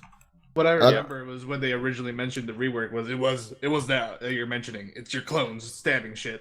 Yeah. And, that would have been what was ideal. But I feel like because they had the skin ready, they needed to put something out. They just rushed it, let it out. So yeah, hopefully they come back to Ash. Definitely hope they do. I don't necessarily agree with that, because on the initial thing, the entire point was that you were going to have to hold for and then do all the marking and stuff. And on the second stream, little bit of a plug for that, but don't plug that. We were talking about how that's not really going to work. It's not going to be very feasible, especially if you're on controller and stuff. And then they actually went back and changed that. So I don't necessarily agree that it was rushed out. But the one thing I like, the fact is, I really want to see that mechanic, the press and mark and then press again to execute, would actually get extended to certain other abilities. I'd quite like to see Banish go that way. Have you not I'd like to see Titania's too. I've had a few comments on videos by Ashmeans where they're saying that they've been doing defense missions or objective-based missions where, say, excavation, where they've been running around and they've marked a load of enemies, and then they jump into Bladestorm, and the fucking objective gets destroyed because they're stuck in the animation. They can't get out of it. Yeah. You can't cancel it. I don't want that in any other frame where you're locked into an animation or locked into something because you've had to mark loads of enemies, and then all of a sudden your objective that you're trying to defend gets fucking destroyed, and that's mission failed. So. But that's more to do with the vomit cam rather than the actual the idea of marking. It's still the main problem. Yeah. What I'm saying is the actual the marking aspect of things. Right. Okay. I'd like to see get extended onto other frames like Limbo and onto Titania. Yeah. For her too, because that too is just, I hate it with a passion. Yeah. Okay, so that's a good topic about Ash as well. I think pretty much all the topics have been covered for him. Let's move on to the next one. The next topic is the Prime Vault and Prime Access. So obviously everyone knows what Prime Access is. It's a way to actually get, the Prime Access or the newest Prime frame and the weapons they come with, alongside boosters, and yeah, exactly, it's 100% pay to win. And it also basically gives you Prime accessories as well, which are cosmetics which you can only get for paying for Platinum. Now, on one hand, this keeps the company afloat because any money goes towards, paying for employees and all that kind of stuff. And the benefit the players get out of it is they get Platinum, they get the Warframes without actually having to grind for them. They also get, cosmetics, and they get boosters, obviously. So there is incentive on both sides for, some people who can't actually farm for the parts because of time constraints or other restrictions, versus other people who are sick of the grind because, RNGesus is being a fucking twat. So, from that perspective, there are, alternatives, and people have the options to do this or that. They're not stuck with, they're not stuck with with a specific decision. They can do whatever they want. The other thing that happened was the Frost and Ember Prime accessories came back as well, and I think this was the second time the Frost ones came back. The pricing was extremely cheap compared to when it first came out, and I think it was affordable for a lot of people, and a lot of people were also happy because for some reason all the hipsters love the Misa Prime Ciandana and everyone wants it. You're just salty. You don't use it anymore. Shut up. I don't use it because I've got a better one. Fucking neon light in your back. Fuck that, dude. But, like the fact that they came back and people can buy them is kind of handy. Then, of course, the Prime Vault coming back also affected the Platinum market in terms of, Prime parts and all that kind of stuff. Although I have a feeling that it's not really going to do that much of a big deal. For the simple reason, the new keys, or rather the new relics, were fairly rare to farm for. I think I'm sitting on 11, maybe 13 E1 relics. And I farmed a lot for those relics, and I haven't got that many, and I don't think a lot of people have that many of those other relics as well. So from that perspective, I think it may reduce the market for now, but when it comes back to it, give it some time, the market prices for Ember and Frost will probably jump back up straight away because people will like those frames in general anyway. On the topic of the Valkyr Prime access that came out, there was also the accessories that came out, and a lot of people complained about that. The complaint was the fact that it was a skin it was a Lisette skin and an operator skin, and a lot of people were not happy with that. They were expecting armor or something or the other. What are your thoughts on that one, Headshot? Buy it. Primed condom suit. I mean, it was quite amusing that they felt that they had to change it because it resembled the flag of Imperial Japan. That was an amusing thing. I don't see what the problem was. If you don't like the Prime accessories, don't buy them. I think it's Yeah. for the Sorry. price. I think it's for the sheer price of them. Because you could get several AAA titles or fucking whatever if you buy the whole package. I mean, the actual Valkyr access and the accessories, it's up on 120 euro or something like that, which is two AAA titles. So for that price, and people, I guess, didn't want shit that they got. Well, not I don't mean shit, but I mean They also don't want to grind, apparently. yeah. John, I would also say that it could either be 2 AAA titles or it could be Battlefield 1 and the Season Pass. True. But yes, I agree with that one as well. It is very, very expensive. But, I guess it comes down to, whether people are happy to support the developers and whether people don't want to farm for it and all that kind of stuff. So, having that option is kind of nice. And the Vault stuff coming back and being extremely cheap compared to when it first came is also a nice, thing to see that DE is kind of doing as well. So there is that aspect of it. Headshot, someone asked, can you actually elaborate on the whole Imperial Japan thing? What exactly was the situation about it? Why was it actually changed? The original, the original pattern on it, it basically, if you coloured it a certain way, then it basically looked like the flag of Imperial Japan, and people were getting all butthurt about it. Is basically what it was. So they ended up having to change it. So yeah, it's just one of those things, unfortunately. Yeah, people get anal about certain things. I still remember when the Arbiters of Hexus came out. If anyone, I wonder how many people were around at that point, and everyone was drawing parallels between the Arbiters and someone else. Yes. I remember that one. It was just as dumb as that, to be honest. Yeah. All right, so that was a fairly small topic. I mean, most of us have already covered it anyway. The next major topic to talk about is Nidus, the infested frame that came out recently. First of all, the quest. What did you guys think of the quest? Disappointing. I'm not surprised that you said that, but okay, elaborate, please. Tell me one thing that isn't disappointing in this game, and I will give you 10 platinum right now. Okay. Oh, up to Tanya's quest. Despite the scanning the plans things, you were talking about the frame. We just got Nidus. Okay, yeah, elaborate. They didn't talk about why we're getting Nidus. I know they had a relic. That's all you know. But why are we getting a Warframe? There was no lore about the Warframe about it. So That's my if main thing about it. you take the quest bit, the Nidus bit out of it, what do you think of the quest itself overall? I already did the index, and I didn't like the index. I mean, Right, okay. I didn't mind it the first time, but I didn't Yeah. like doing it again. they barely revamped it, and there was that one part where you couldn't go over 10 points. That was, I had to do that like twice, so it was terrible. Yeah. Because I Headshot. spent another 10 minutes in game. You sort of got to the end of the quest. It's like, oh, by the way, here's Nidus. You're like, Yeah. oh, all right. But the thing is, I was kind of expecting, like, it would have been okay because I sort of thought maybe, the Nidus story is going to continue from now, but it doesn't. It doesn't seem to, does it? I mean, here's one thing which I will explain a little bit more as well. One thing which I did like about the quest was the Myconian defense. That one aspect of that quest was amazing, and I really think that should be made into a game mode because it was actually enjoyable. I actually did enjoy it quite a bit, and I don't know if you guys enjoyed it or not, but I definitely did. They need to Definitely sort out the one- defenses. Say again? One part of the quest that I like is we had civilians. We finally had civilians in the game. Yes, That yes. is definitely one thing. My gripe with it is definitely just why are we getting Nidus from this quest? But the whole thing that there's building up the world a little bit. If we see more civilians in game, I'm not gonna complain. That's definitely a good thing. It makes the world seem more alive. Yeah. I just think they need to those vents on the side of the wall. They need to not have those tied to the damn door. What kind of security system is this?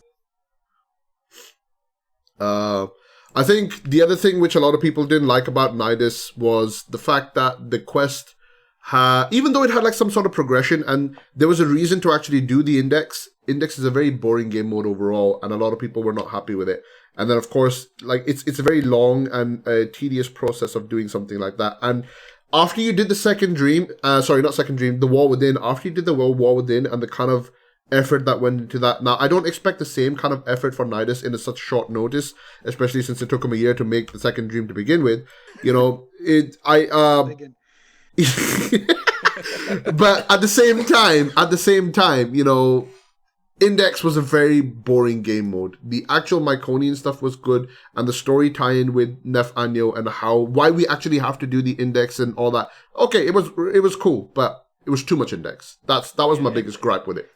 Because it was so close to us after doing it already when it was the preview, the index preview. But at the same time, like a lot of guys in chat and a lot of guys in my clan and that lost a lot of credits. Yeah. I think most of them were refunded though, right? Yeah. Were they? Yeah. I mean, if they failed, they lost the credits, but you got like money back, and you actually made money in the end. Like you said, it was incredibly monotonous and boring doing the and then, There were sorry, go on. two in the middle that were like they didn't have any snippets of Nefanyo in at all. Like I think that went there 4 rounds or 5 rounds or so of the index in the middle, but 2 of them had nothing. They were just straight vanilla index. They had no lore, they had no discussion from Nefanyo whatsoever. It was just the index.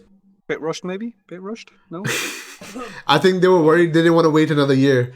But there was also another thing which Mac was saying about the fact that we just get Nidus at the end of it. Like, they just so happen to have an old war relic and now we have it.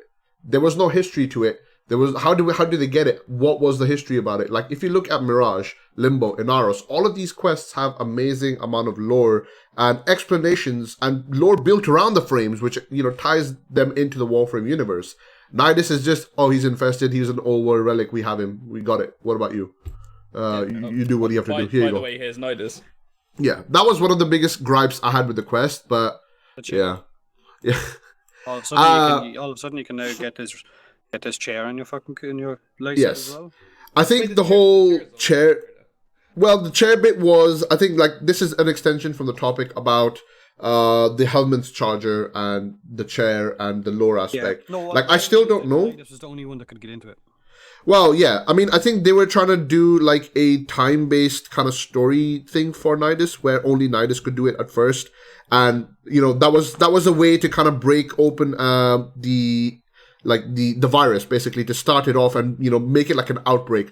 I kind of like the concept of the Helminth virus, because it literally reminds me of any like kind of zombie movie or anything like that, where an outbreak starts off small and then it breaks off and then everyone has it and then they have to rushing to find a cure and they can cure it and all that kind of stuff. So from that perspective, I really did like it with the way they implemented it and all that. But at the same time, from what Steve said, I think they felt, or rather a lot of people felt it was rushed, and I think DE was at the time, getting on with their holidays for Christmas and New Year's, and a lot of people were not in the office at the time. So whatever we had at the time, and we had to all wait for everyone to get back into office and all deal with all that kind of stuff. But it basically comes to mind that if that was going to be the case, why release something like this right now when people are not going to be able to build on it at that point as well? So you have to think about these things too. Yeah, I like majority of it is negative, mostly because fashion frame is a big thing in Warframe. But I mean, different companies had events like this that people fucking hated. Like World of Warcraft had that plague thing that just insta killed you. People hated it, but that was awesome watching. That was awesome just watching random low levels just drop that in front of you, though. Yeah, but looking at it now, it's like, oh, that was great. But this thing, the whole infection thing, I thought it was good because there was a little hype to the story. Like, why are we getting infected? We're normally immune to the infection. I mean, sure, we had that needle stick in to us, but why can we infect the other people because they didn't have that needle in them? That kind of stuff. And the way they build on it is how I'm going to judge this entire Zit thing. Until then, I'm not going to give my. It did kind of skew people's light side dark side thing for a bit though, didn't it? Yeah, but that was a bug. Yeah, that's what I mean. It was a bug. Yeah, but it did. It's Warframe. You should have expected that by now. Well, there's no bugs in the game, I kind of hope that this is going to be the continuation of the story of Nidus, like that this is an extra part of the quest, and they're just developing the next bit while this is going on. I mean, they have straight up admitted they rushed the doggo out. Yeah. Steve did say on Twitter. Sorry. Go on. I was going to say in the dev stream they showed the art for what should have been the infested doggo, and he looks amazing. Like I can't wait for that to be a thing. But was that, or did they just quickly do that up after everyone complained that it was a fucking Grenier upside down, inside out? I think that was the case, that the concept art was drawn for the dev stream in general about, ideas or mock-ups for how they will change the nail helmet. He was tweeted about it saying, is this the way it's supposed to look? And he replied saying, yes, walking isn't, it's looking like it's supposed to. I think that's probably because because the system was implemented a little bit earlier, I don't think they were actually meaning to release it when they did. So from that perspective, it looked like the way it is. This is me assuming. I don't know if this is true or not, by the way, about, whether it is true or not. It just felt like because their whole system hadn't been fully implemented, so for now it looks like a helmet charger as opposed to like a, Grenier dog, for example. But even then, I think Steve did say on Twitter something about the idea that the helmet bit, the cure bit is not the last stage. There's still some more stuff to come. Which, like what Headshot said, that, they're still working on more content for the helmet virus and Nidus, etc. There's still more to come, so we have to kind of just wait and see what they're going to implement in terms of the virus, what they're going to implement in terms of the helmet's charger. Of course, they said they were going to give it a new model and all that kind of stuff, but, it looks like they said they were going to talk about some other stuff as well, so we'll have to just kind of have to wait and see about that one. Yep. The thing that happened because of this was everyone is able to get an infested charger as a dog. As a Kubro. Now, what are your thoughts on the actual infested charger itself, stats-wise, using-wise, and overall looks-wise? I think it's beautiful. It looks awesome. It looks like chlamydia personified. Yeah. It's fucking hideous. What the fucking... You killed Mac, I can he's hear gone. It screaming at you. I can hear it screaming at you, asking you just to shoot it in the fucking head. It's like, kill me. Upside down fucking beady little eyes staring at you. And when you put armor on it, it turns into another fucking Oh god. different clusterfuck altogether. Have you put the Santa hat on yet? Yeah, I put them. Yeah. Yes. I have the armor, so it looks like it has a tiny little fucking head on it. You need to escort it back to the back of your light set and just open the door and just let it fucking get vacuumed out. I mean, there is one thing about it which I did like. The helmet charger does slash damage and toxin damage. And for some reason, it actually seems to perform like a Kubro should. It does a lot of damage, and it hits pretty fucking hard, and it hits pretty often. But it's pretty weak, isn't aggressive it? as fuck. No? It's I guess I haven't actually seen it be that squishy. I've seen it fucking wrestling down sortie enemies and kill them down as well.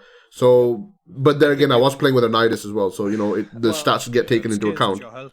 Yeah. I haven't really played with Kubros lately, so that's probably why I think it's squish, because I've been running either with my invisible cat or carrier. So yeah.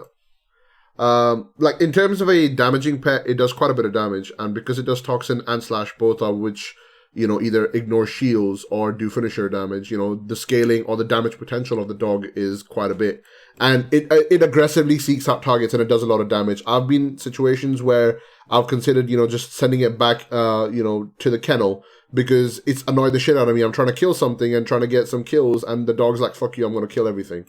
It does a lot of damage and it's very aggressive as a pet, which I do kind of like, because it's gone from Kubros being shit. We need vacuum.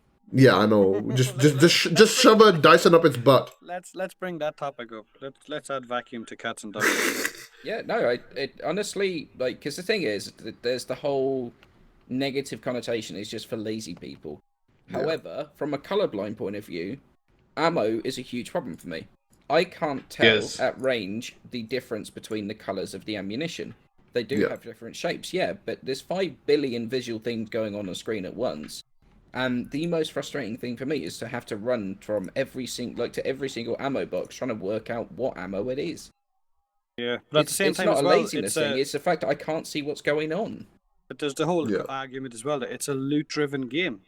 So why can't we collect loot in the way we want? Like, it's the same with the Carrier Prime argument. It's or the vacuum when it was on carriers. Everyone was using it because it was the most. It was the best way to get as much loot as you wanted, and not accidentally leave some behind you. So having it on pets as well would be a nice addition. I can't see it happening considering there's other guys who will say that you need to just get good and stuff like that. But on a discussion of carrier, now that vacuum is on all the Sentinels, I use Helios a lot more because I like those scans. But when I use Jin.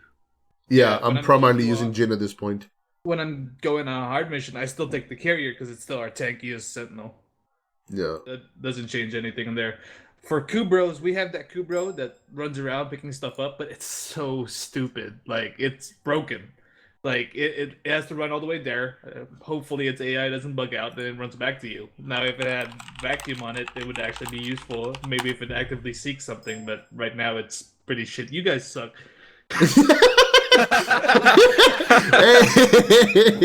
Sorry, carry on. I just want vacuum on my cat. That's all I really want. Just put a Dyson up his butt. As the Monkey King said in chat, it was something that was brought up when the vacuum was added as a mod back onto Sentinels and then taken off and stuff like that. Why isn't it just part of the Warframe? I would be okay with that, actually. But here's the thing. If that was to be done, what incentive would people have to actually take Sentinels at all then? Like, I'm just trying to think of it right now. So don't have utilities. Like Jin has that slowdown and then the corrosive proc that it sprays all over. Yeah, but stuff like that, So like Warframes already have what, a 4 meter or 5 meter innate kind of vacuum built into them already. So why not just increase that to 10? Yeah, I could see that. All you need to, like, honestly, the Sentinel still will have way more in terms of utility than the cats and the dogs. Yeah, they've got utility mods up the wazoo. Yes, they do. They also have the ability to get one shot after level 50. Yeah, that's what I was gonna say. And not be revived and they can't be healed. None of this stuff. Yeah, so I think like that trade-off that if you're not careful, your Sentinel will die. So that trade-off is kind of okay. So I wouldn't mind. It's not if they not being careful. If a napalm hits a wall relatively close to you.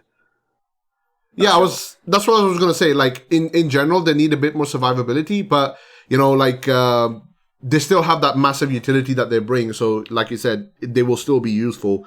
People will still choose to use Sentinels. Like, for example, myself, I don't really need cats. I don't need resources. I don't need loot. So I don't need cats for that. And I don't need Kubros because they're fucking retarded. I'd rather just take Sentinels, which have either CC or they can do scans for me for my codex, or just give me more ammo. Those are utilities which will be more useful for me than just straight up loot, etc. And if I do need to use a cat, I can. So it's just one of those things. Having options is never a bad thing. Like, especially if you keep the survivability of the Sentinels as they are now.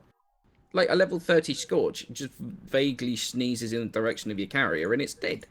Like, that's just the way it is. But if you keep the heavy damage and the other abilities on the cats, the dogs, then they can become your sort of higher level damage dealing kind of things.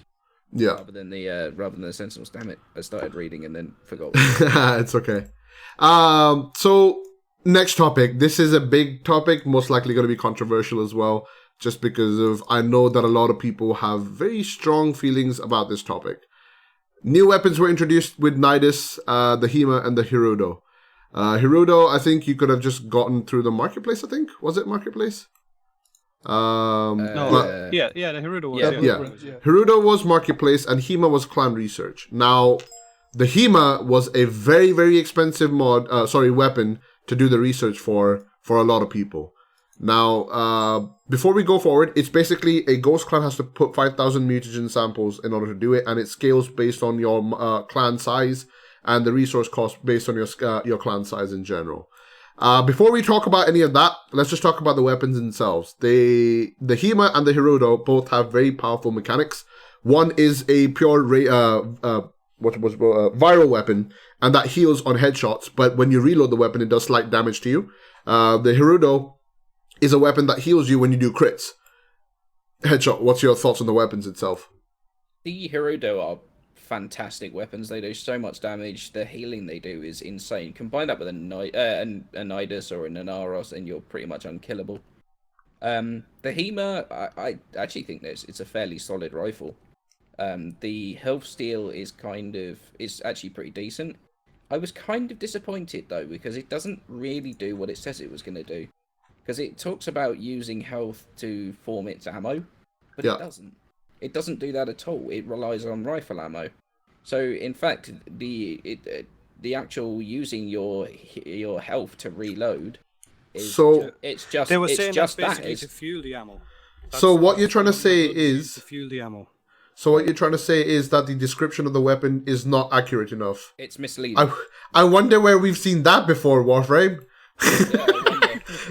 Yes, that is something which I agree with Headshot. Like, there's been many weapons in Warframe where the information provided has not been accurate, which is why a lot of people tend to go to stuff like void glitches, data mines, or they go to other websites, or they check the wiki for the correct information. Because, especially from a min-maxer's perspective, I do a lot of min-maxing in general, as do most of you guys.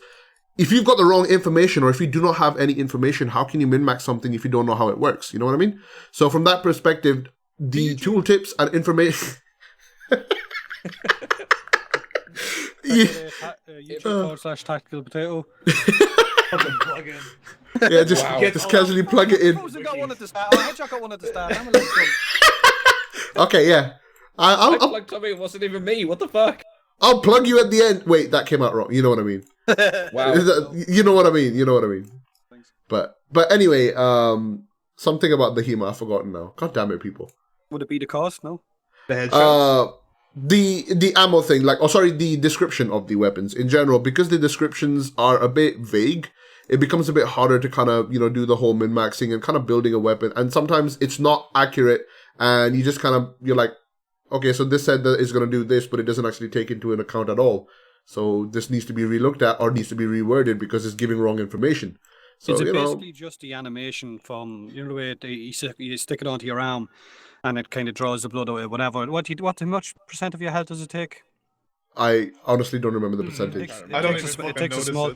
But I seen someone saying in one of the forum posts that it's not actually the ammo, but your blood is needed to fuel the ammo. That's apparently what they're aiming at, or something like that. So maybe that should be on the description and not. So it's a weapon. So it's a weapon with an interesting mechanic, but has a downside to it as well, basically. Yeah, it basically takes your health, but so you need to then hit the headshot to replenish the health that it's just taken. The heartbeat though, when you reload, sends it every single time. Yeah, man, I like it. I hate that so much. Yeah.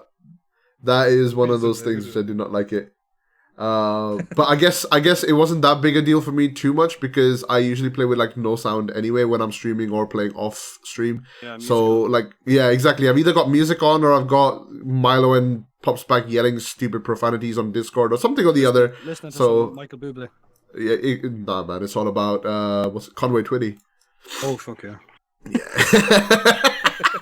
But yeah, in general, because I had my music off, so I didn't hear. Okay, so now we're going to talk about the elephant in the room, the clan costs. All right, Max.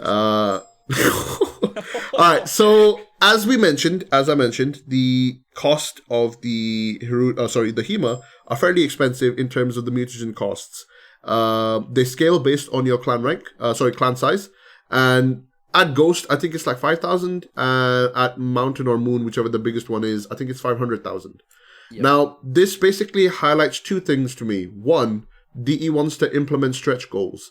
We as Warframe players have become used to the idea that if a clan research weapon is implemented, the research should be able to be funded instantly on day one. And most of the times that has been the case where, people who've played a lot have the resources and they can solo fund most of the research on themselves anyway. But because we're so used to that, a lot of people don't like the idea of stretch goal based clan research.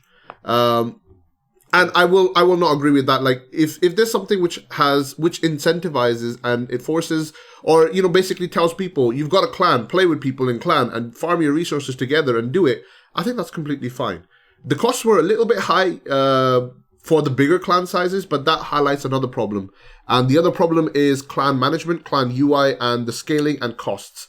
Unfortunately, the big Warframe is a type of game that promotes two type of things, and it's something which I've done and I've not said a lot, but it's the way I do my clan management, and a lot of people have started doing it as well. One, bigger clans are always punished in terms of research and cost for it, because a lot of the big clans recruit people just for the sake of having a lot of numbers, and most of the time those clans will end up having 50% activity, maybe even lower. And out of those 50% people who are playing, there's 80% people who are leeching instead of actually contributing research. Yeah. So 500,000 now all of a sudden becomes a monumental milestone for those big clans, because there's only, say, about 30, 40 people, maybe 100 people contributing. Now, this is another problem that's also tied, because there is no clan management, so the warlord can't see who is and who isn't actually contributing to research, who's leeching. They can't see how much research has been funded properly. They can't see who's actively playing Warframe. You can't see a person's, stats and all that kind of stuff, because, being able to see all this kind of information makes it much easier for someone to decide whether they're going to be able to, fund the research, how they're going to fund the research. Or, I guess a bit more of a harsher thing I can say is kick people out of the clan. Now, I know this is a harsh thing for me to say, but Warframe, or at least the clan system, should be made where it promotes active play. Now, this is the way I've set up in my community clan and my clan. If people are not contributing, if they're not playing, they will be booted. It's not a place for leeches. It's a community clan is a place for people to come online, come play Warframe together with each other, be on voice, have banter and all that kind of thing, and be able to contribute towards research and be able to do it. It's not basically a case where you join the clan, you leech for stuff and never talk to anyone or interact with anyone, because if you're going to do that, go make yourself a solo clan and play on your own. That's basically my mentality, and I've stuck with it. And thankfully, my community clan and my clan has close to a 90% activity rate right now, because we kick out people who are who are inactive and all that kind of shit. So what I'm trying to say here is, in a combination of clan management and all that stuff being shit, the cost increase being too high, the HEMA's cost requirements is still kind of okay in the perspective that a stretch goal is fine to have in Warframe, even though it's a little bit on the expensive side, and they've learned from it and they might reduce the cost down for, future weapons that are made like this.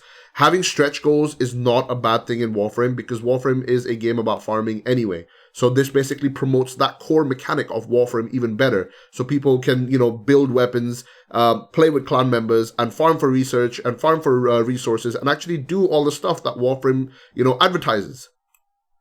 So, that's my 2 cents about the weapon and, the whole HEMA research thing as well.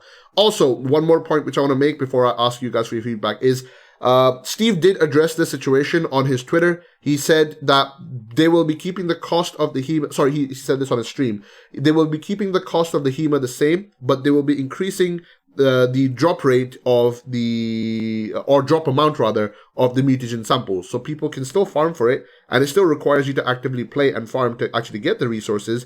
But the people who've already funded the research, case in point myself and a few other clans as well, they're not punished, and they don't feel like they're being punished by, having funded the research and now it's being reduced all of a sudden. Which I think is more than fair. So, what are your thoughts on this, John?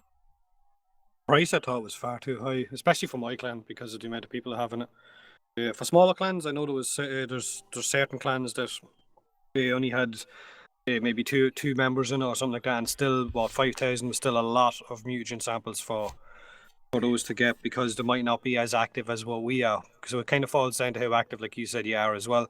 So I would definitely like more mutagen samples to be dropped because my clan still hasn't got it built yet either. Because I probably have a lot of leeches. Like I do get rid of players after 30 days who are inactive. And then I get new members in and stuff like that. And people are trying their best to contribute as fast as they can. But I do have a lot of players who only play for a few hours a week and stuff like that. And I'm not gonna limit my clan to have fucking people who are on every day, or else to get kicked, that sort of stuff. I want my clan just to be people who can jump on, have fun, and that sort of stuff. So I definitely think the price is too high, especially for what it was for mutagen samples. If it had been a different resource, it might not have been so bad.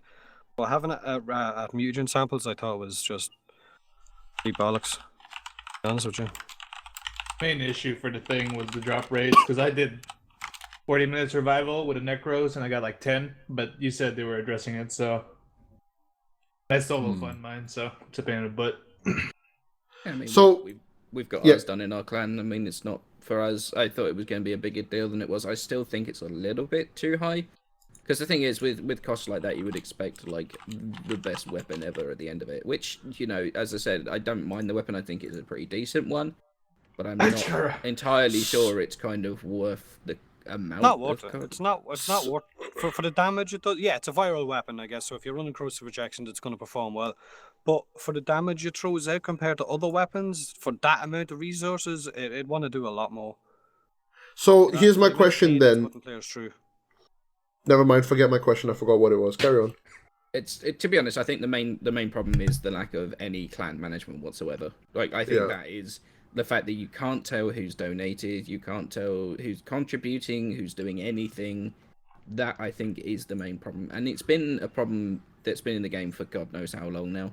Okay, so I remember my question now. So the idea of stretch goals and, you know, having everything funded on day one, if you what do you think about the idea? So this is something, as Tyat was talking about on my Discord a while back, we were saying the idea that if you're not actively playing Warframe, then you don't deserve to have the research funded. You know what I mean? The whole point Warframe has been promoting is actively playing. If you play actively, you get the incentive is that you actively play, and then your reward is you actually complete the research and all that kind of stuff. Now, obviously, if you can change down, the cost, etc., which they are looking at and they are addressing in general, do you think that is fair though? Like, if you're actively playing, if everyone is actively playing and your clan is being actively managed and, being looked after properly, do you think it is fair that if you're inactive and if you're not actually playing enough, and you're not farming, you don't deserve to get the same thing on day one as compared to someone else who's been farming hardcore, has the resource to fund it on day one? Anyone? I kind of agree with you, in all honesty. Like, if you're gonna, like, people got too used to having things too quickly, I think. Like, there's got to be some element of making people want to play. I mean, they did it with the Sibir, didn't they? Was it 50k cryotic? Something like that? Yeah. Yeah. It's not the first time we've done it. Yeah, exactly. I think the problem is that, like, the lack of any clan management and the fact that it's in one or two places that you can really effectively farm it in any reasonable number whatsoever. Like, I don't think I think the principle is fine. It's just that the way you've got to go about it just isn't good at the moment. I think that's what people are more annoyed about than the actual raw number. I'm gonna say this is the first time I've solo funded my entire dojo, and this is the first time I've had issue, and it's just purely because of the drop rate of the item which they're addressing. So that's all I gotta say on the topic. Wait, headshots quired? What? I am. I know you sound normal to me. Not to me, I have no idea. 1 second. That's all I gotta say on the topic. Check TeamSpeak. It would be seems nice to be to okay. have, 1 second. It would be nice to be able to see who contributes to your clan. That would be really fucking nice to see who contributes and to finally see who has never contributed at all. But at the same time, Should players who have real lives? I know I'm going to say real lives. Should players who have real lives actually stop it, you fuckers? I'm sorry. Should Sorry. players who have real lives be punished for having to go to work, for having to go to college, for having to go to wherever they have to go, and then jump onto the game and see something that's way out of their reach and that they know they will never get because of the life they live as well, because they need to go to work or they need to go to college? Should they be punished for that as well with the email? I mean, it's an argument for both sides. So, like, players who do a lot of the grinding could argue that they need plenty of people to research, and then other people will say, well, the players who have the real life shouldn't get it. Like, so both sides have an argument to it, whether they want the stuff faster or not. I don't know whether it'd be fair punishing people who have to actually spend time going to work and college, and make them, if they've got their own clan of friends, make them have to wait 5, 6, 7, 10 months to get a weapon that's going to be way overrated. When they finally get it, they're going to go, what the fuck was all the hassle about? Yeah. I see what you mean. Do you not think that's more of a problem with drop chance rather than drop chance amounts rather than the actual total in the first place? It's the total of what it's both. It's the drop chance, but it's the item that chose to have in the research. They could have easily had something else there. Like, but they picked something that was incredibly rare, and a lot of it. Yeah, I suppose. I think with the way it's being addressed is like, since the drop chances or the drop amount is being addressed. So I think overall, one of those things which DE does a lot is they look at the cost of things, they look at the stats, they look at raw data in terms of farming, what people are doing and all that kind of stuff. Because that's basically one thing which I've always gotten the impression of with Warframe. Like, when they implement something, they listen to the complaints on the forums and all that. Of course, there are some people who are louder, but they also look at the raw stats as well in terms of who's farming what are the drop chances, what are the drop rates, and all that kind of stuff. And then they kind of look at stats based on that. I mean, any self-respecting game developer would look at raw stats as well as listen to feedback in general. So I'm sure they listen to it. And I'm at this point, even though this is speculation, I'm sure Steve and the rest of them thought, yeah, the drop chance is a bit low and the cost is pretty high. So we don't fuck over the people who've already done the research. This is the solution which should be happy and should fit in with everyone else as well. Increase the drop chance so the people who still need to farm can farm it much faster, but the people who have already done the research don't feel like they got completely fucked over as well. So, I understand where you're coming from, though, about it. Yeah, I just think that both sides have an argument. The guys that have already researched and think that's fine, and then the guys that haven't researched it and have other stuff to do in their real life and can't commit as much as the guys that already have. I think both sides have a valid argument. Yeah. Whether it should be left or whatever. That's the problem that D's got to deal with, though, isn't it? Balance. Yeah. Yes, we give them shit for so many different things, but they've got a very tough job to do. Yeah. And other development companies, I gotta be fair here. Other development companies, if it was EA or one of those, you'd just be ignored. You'd be told. Yeah, exactly. So, yeah, definitely. Okay, so we're getting close to the end of the podcast, so there's just a couple of more topics which we want to talk about before we finish off the podcast.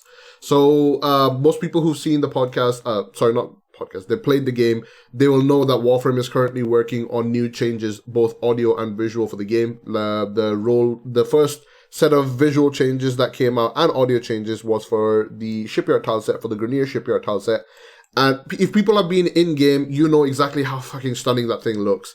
And considering Warframe's been out for 4 years, and considering what it looked like to the point what it looks like now, it's visually breathtaking how amazing the game looks. And, of course, with the Kuva Fortress, that was one of the best-looking tile sets, environments that came out, that looks in general. And I think all the love that tile set got is now being given, the same attention is being given to the rest of the tile sets. And I'm really happy for it because the volumetric lighting and all that kind of stuff looks absolutely fantastic. What do you guys think about the tile sets in general? It's so pretty. Yeah. The only thing I'm sad about is the Grenier getting the love first as opposed to Corpus and Infested as well. It's always the Grenier. It's always the Grenier. It's the Grenier. It's the Grenier. It's the Grenizzle. There we go. Say it right, Ted. Come on, do your whitest impression. Exactly, do it. It's the Grenizzle. Do it. Wow. No. There's a lot of people sitting there waiting for it, so you need to do it. Get dicks. It's the Uh, Grizzle, yo. Oh god, here we go. I'm gonna make that my follow sound from Damn now. it, that's going to be a soundbite. Isn't it? Well, Okay, next topic. Let's just wrap this up real quick. hey, Next I wanna topic say one more is thing. Go They've got the mechanic guys on mechanic series now. guys. Oh, civilians, the Grenier. Civilian guys. Yes, they do. And I think that kind of goes back to the same topic about what Mac was saying with civilians with the Nidus quest as well, which is kind of nice.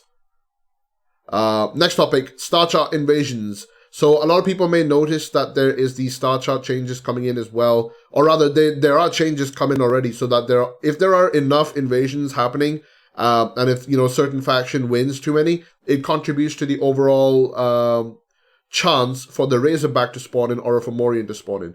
I kind of like this change which they've done, but it takes so long to charge the damn thing up.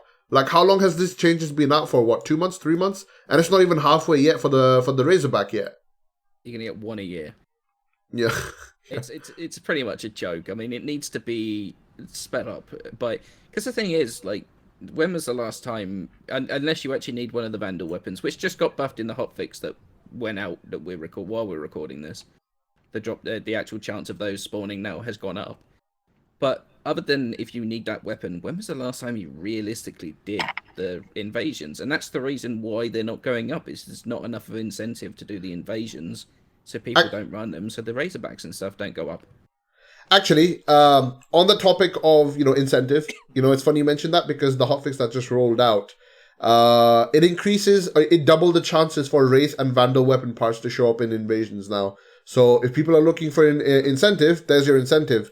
You need Vandal parts, Wraith parts, go do invasions, and contribute to the Razorback coming back or the Fomorian coming back as well. One a year. That's that's kind of the way Warframe is living by now, isn't it? One a year. Yeah. One update a year. Yeah, Molly's right. It's about 51% right now for Razorback. Yeah. The whole 2% more, guys. Yeah. Only another couple of months. Okay, 2 more topics to talk about before we wrap up. Barricadier. It's been a year and a half or something like that since he came back with a Prisma weapon. We've only seen one Mara weapon. Yeah, it's been that long. Prisma Tetra. Did they not say there's a new Prime? There's something Prime. There's another fucking mod. Or Prime mod coming. There's a Prime mod coming today. Sheldon must have been allowed at the fucking loot table this week. He's having Prime and stuff. There's only been one Mara weapon, and at this point, he's just become a cosmetic trader. Like literally, he's just coming in with cosmetic parts, armor parts, or Lisette parts, or any of that kind of stuff. Now, don't get me wrong, I don't mind it because cosmetics is fashion frame and endgame in Warframe. But at the same time, cosmetics aren't really fashionable, are they? No, they're not really. I was trying to be nice. Really. I can't be nice. Dicks. You Try so hard. But in the end, it didn't even matter. Yeah, if your Warframe's got all the Barrow's armor on, I apologize. Yeah, you look wonderful. You look marvelous. You really do. Yes, I mean, I think Headshot was talking about something about void traders. Void tokens. Void tokens. Can you elaborate? Yeah, you mentioned something about void tokens when we were discussing this earlier on. Something about how we can use void tokens for buying cosmetic stuff from Tenno, or we can cash them in. I don't remember. I think Neso said that. Neso said that earlier. What? It wasn't me. Oh, yeah. The tokens, using tokens to buy tokens, unique. I mean, I'll take the credit if you want. YouTube drama. Yeah, don't make a soundbite out of this clip. Soundbite. Like. But anyway, sorry. On topic of Barrow, like as they said yesterday on the thingy, what's it called? Prime time. They said that there's a new Prime mod coming out, so we'll be seeing that today in about an hourish, I think. So it should be interesting to see what mod they bring and how they break balance a little bit more. I mean, make it fun. Hey, I ain't got no plot. What are you talking about? I'm not Rebecca. I mean, Okay, last topic. That's all he's given is one weapon in the last year and a half. Fucking hell. Yeah. Prisma Tetra was the last weapon that he came out with, and we've only ever seen one. It wasn't even a good weapon then. I like the Prisma Tetra. No, I like that, but still, and we've only ever had one Mara weapon, the Mara Ditron. But yeah, in terms of like new weapons, he hasn't come up with anything in like a year and a half. Maybe he'll come with that new shotgun. Prime charge chamber. I wish he was. He didn't Okay. change the wording of Prime Chamber. Yes, No, just I change lost it my mod to. for some reason. Do you not have it anymore, Mac? Oh fuck, I don't know where it is. Yeah. All right, so last topic of this podcast, because it's really getting late and I've got to do stuff as well. New Tennogen stuff has come into the game, and of course, one thing which Tennogen has always, been, which I love about Warframe and in general, PC gaming, and I guess to an extent some console, is modding. Modding communities basically bring a new flavor to games where obviously the developers have their own art style which they stick to, but modders basically stick to a general theme, but they bring their own flair to, that cosmetic stuff. Now, Faven is the guy who's been working on the Grax series, and I absolutely love his work, especially on certain frames. Like, for example, Saren. Oh, see that really ugly Mesa one. Mate, don't even start. That Mesa skin is gorgeous. So I was watching. Hey, it looks like Deadshot. I love the fact that it looks like Deadshot. So Faven was working on a new skin for Mesa, and it literally looks like Headshot. Headshot? Deadshot. It looks like Deadshot. Like me, you've got a problem. So yeah, it looks like Deadshot, and it looks absolutely fantastic. But my point is, all the Tennogen stuff in general has, all these amazing artists coming out and making all this stuff in general. We had like the Butterfly Dana, and we had like the Faven stuff. We had a few others like Hitsu-san making some stuff, and a few others here and there as well. There was one major complaint about Tennogen stuff was, the prime bits on prime frames, the prime bits would basically stay behind. Yeah, Saren, Valkyr, Vauban, all of these bits, they would have their prime bits left behind. So my question to you guys is, was that actually a problem for you guys as well? With Saren, it isn't so much because with the Grax skin, I only used I think I only used the helmet on Saren Prime Grax skin, and I think it looks really well. But with the other ones, I think it doesn't look right. Don't sit right. I don't have a problem with Nyx and my Athena skin. Like so. Don't like gravy. Okay. What about you, Mac? Like some of it doesn't look right, but some of it actually looks decent with the prime stuff attached to it. So 50-50 on that one. Yeah. So I think what DE said was they're going to be changing it around so that people who don't like, or rather they're basically changing it so that if you use the Tennogen skins, it removes the prime attachments from the prime frames as well. Now, personally, I actually like the prime attachments on, like, for example, on Valkyr. It kind of suited it because it looked like, she was wearing suspenders. And it kind of fit the theme of Valkyr quite a bit. I really liked it a lot. It looked really, really cool. With Saren, the spore patch on her leg was kind of nice as well. But I guess that's more like a personal taste kind of thing. But I did ask DE about if they would make it a toggle where you turn it on and off, like your prime parts visibility on, like Tennogen stuff. But I think they said something about not being feasible because of, some game limitations. I don't remember what Rebecca or was it Drew who said it, but they basically said there were some game limitations which actually prevented it from happening, which kind of makes me a little bit sad, but I'm a small minority about this, so I won't really complain about it. But I was a little bit disappointed that we couldn't do that, though. Yeah, so I just got tweeted an image of what might be the new Prime mod, and I'm really hoping it's a fucking troll image. I saw What is it? Passed in Frozen's chat, and I'm hoping it's a troll too. Primed regen for Sentinels. For Sentinel. Oh, lol. Yeah, okay. That was the same one. I also saw another one earlier that was primed fast deflection, which I hope is also a troll. Yeah. Sentinels killed it will regenerate 3 times to 100% maximum health. That's what primed Instead regen of is. 2. And it's like a plus. It's gonna. Obviously, it's a prime mod. So yeah, fuck that. Zen saying it's not a troll, it's in the codex. Interesting. TLDR, not worth so it. Prime disappointment again. All right, fair enough. I think that's pretty much it for today's podcast. Like I said, for like the past week or so, this was supposed to be a long, extended podcast. Normally we don't go this long, but there were a lot of topics we wanted to talk about and cover them. And we hadn't actually done the podcast for quite some time because, Christmas and all that kind of stuff. But we're getting back into it. And this is obviously the first episode of 2017. Is there anything, guys, you guys want to add on to the end of it? Can I put my plug in? Yeah, go for it. Everyone can plug it, man. Go for it. I'm not a sellout. Fuck you guys. I got nothing. Okay, John, Headshot, anything you guys want to add on? Fuck Prime mods. Yeah, if that's the real fucking Prime mod that they brought, like what the fuck? Yeah, Yeah, Don't forget I'd to be subscribe to disappointed. Tactical Potato. Get the fuck out of here.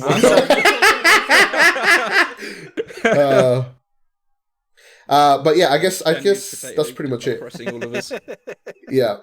You know what? Fucking I'm gonna do a proper plug now because I'm gonna do it. Why not? Because it's my stream. Screw you guys. So by the way, guys, if you haven't already followed the channel, make sure you do so you know whenever I go live. I'm a Warframe Platinum streamer. I've been playing for 4 years. If you like what you see, make sure you follow the channel. I'll see you next time. Anyway, so yeah, that's pretty much it, really, guys. Thank you very much for joining for the podcast. It's been good. It's been enjoyable. You guys did not hear John when we first came on voice. He sounded like he was dying, so I'm gonna let him go and rest as well, and let the others go and rest as well. So thank you for. Yeah, I know. So thank you very much for joining, guys. If you want to check out this episode of the Minmax, fucking nearly said it again. If you want to check out this episode of the Suddenly Tenno, I'm not the only one that needs a fucking if you guys want to check out the Suddenly Tenno podcast, it will be uploaded to Headshot's YouTube. You will find it. He'll upload the edited version. I usually upload the raw footage anyway. But the edited version will be uploaded to Headshot's YouTube, so you can check it out there. If you haven't already checked out Headshot, Nesomeer, and Tactical Potato, make sure you follow them on Twitter. Make sure you check them out on YouTube. You can also check them out on Twitch. I think Headshot was talking about, he was talking about, possibly, doing some streams as well. And John does streams on Sundays. So make sure you guys check them out on Twitch and YouTube as well. Thank you very much for joining. Do appreciate it. I will see you guys next time. The next Sunday Tenno podcast was most likely going to be next month, but I will be streaming tomorrow, like I usually do. So I will see you guys then. Thank you very much for joining. I'll see you next time.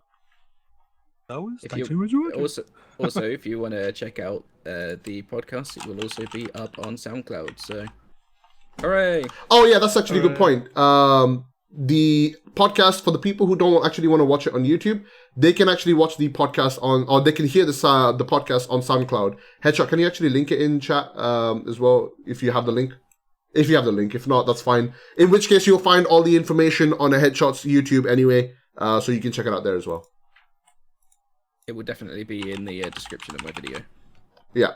All right, so thank you very much for joining, guys. I'm going to end it here, and I'm going to host someone else who's currently streaming, and I'll see you guys tomorrow at 11 a.m. GMT when I'll be streaming more Warframe. Good night.